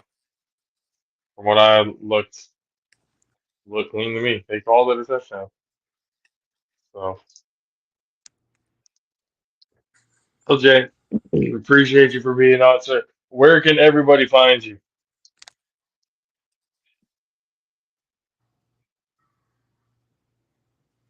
Did you hear me? Yeah, I can hear you now. I was just saying, where can it? Like social media and all that, if you're trying to be found. Who, me? Yeah. Otherwise, we can just Not Oh telling you. man, shit. You type in LJ Reed and you can find me. Not difficult. Yeah, for sure. Hey, appreciate it. Cause I had one more question. I was kind of getting the conversation a little bit. Could you talk a little bit about your coaching, if you want? You know what I mean, about your kids and all that you coach? Because I know we've been talking about the semi-pro, but it's more to this than just us. You know what I'm saying? Like we all got our own lives and shit like that. You know what I mean? Yeah. But no, yeah, coaching, man. Yeah, I'm over there at Foothill High School, you know, in North Highlands, Foothill Farms area. Little Division 5 school, you know what I'm saying? Me and the Suso bros been there for this is going on year 3 now. Jamel Suso been there for 4 years now. So we just hopped on the board with him, but he's the head coach for the Foothill varsity program. I'm the offensive coordinator, and then Vontae Suso, the defensive coordinator. Okay. But with that school though, man, yeah, it's fun, bro. It's just, you know what I'm saying, that before we got to that program, that you know what I'm saying, I think the previous 4 years before we got there, they went 2-8, 1-9, 2-8, and then 3-7, something like that. You know what I'm saying? So everybody was looking at the school like, Foothill, they, you know, they weak, you know what I'm saying? So since we got there, you know, we actually working on their craft, working on, you know, taking the football away for a little bit, working on actual, you know, development on their skills, you know, how to get low, actual shit you need to work on in order for them to be successful in the field, you know what I'm saying? And then it translated to the field. First year we went, you know, 6-4. It was all right, 6-4 though, but we won league. So that's why he won league in some years, you know what I'm saying? Then last season come by, so that was what, 22. That first season was 22. Yeah. So last season is 23 season. We went 7-3 in one league. So we went back to back on league champs, which they ain't done that in years with the same kids that they was losing before. So it's like, and we keep getting a playoff spot. They just keep being excited for the league champ stuff. And we like, man, we trying to get a second title over here at this school, man. Like, but it's like, it's all about confidence with these kids, though. Once these kids at Foothill get the confidence, bro, they're scary. It's really scary, bro. Because we just had a little 7-on-7 tournament the other day. And we played, Darrell Orr was the number 1 seed. That's a powerhouse in SAC. They were the number 1 seed. We beat them by 16 with 14 kids there. They had like 35 to 40 kids there just for 7-on-7. We had 14 kids. And it wasn't even, half of it wasn't even our main dudes either. And that just to show them that they was like, damn, coach, like, we can play with these dudes. Like, yeah, bro, you can. It's all about how confident you are, bro. It don't matter who the motherfucker is in front of you. You just got to dominate him every time. You know what I'm saying? So it's like when we beat Darrell, man, like, that was an eye-opener to the kid. Huh? Bro. I'll say there's a lot to it, but it is fairly simple. You know what I'm saying? It's just these kids starting to see the confidence. They starting to see their talent, and they're starting to see when they play with confidence, they're a different player, different team. They're, you know, capable of doing what they're supposed to be doing. Like if they keep doing what they're supposed to be doing, how it's looking, it could be another successful season again. But it's all up to them, honestly. It's not our season, it's their season. We always tell them that. We just here to coach and help you along the way. As long as you play how you're supposed to play and keep your grades up to par, you should have the results that you want. It's just that simple. Very easy. Very easy to just follow what you need to do. Hell yeah. Absolutely, man. Appreciate y'all, man, for doing this live, bro. You know what I'm saying? Appreciate y'all. Had to do it for everybody. Hell yeah. Yeah. But thank y'all. LJ Reed, we had him on the show, you know what I'm saying? Coach at, like you just heard, coach at Foothill High School, also was a champion for the River City Tigers. Now in the Capital City Fury, that was his home before, so you know what I mean? He had a 1-year lease with bruh. All jokes aside, though, I appreciate you, bro, for coming on. You know what I'm saying? Like, Absolutely. every day in practice that we have has always been entertaining. Even when we had our moments, For sure. we saying Florida all the goddamn time. That shit was funny as hell to me. For sure, bro. So, yeah, man, again, For appreciate sure, it. bro. Come But on, y'all, always. but shit, yeah, man. Yeah, We'll get man. it Y'all again be to go safe out here, for real, dog. For real. Y'all be safe. Let's go get this natty, man. You know what I'm saying? Go back to the drawing board and handle business. Sounds like a plan. We'll see you later, LJ. How about you, Josh? All right. Okay. Appreciate it. LJ, appreciate it. Everyone in the River City Tigers would appreciate it for coming onto the show. Marcus, Coach D, D'Angelo, LJ, everybody in the comment section, everybody who's been watching. We appreciate you guys. We'll hang out with you again next week. For myself, JP, for the Big Ten Beats from the Southeast, Country K, and for everybody in the Jaffo Army. We'll see you guys again next time. Later.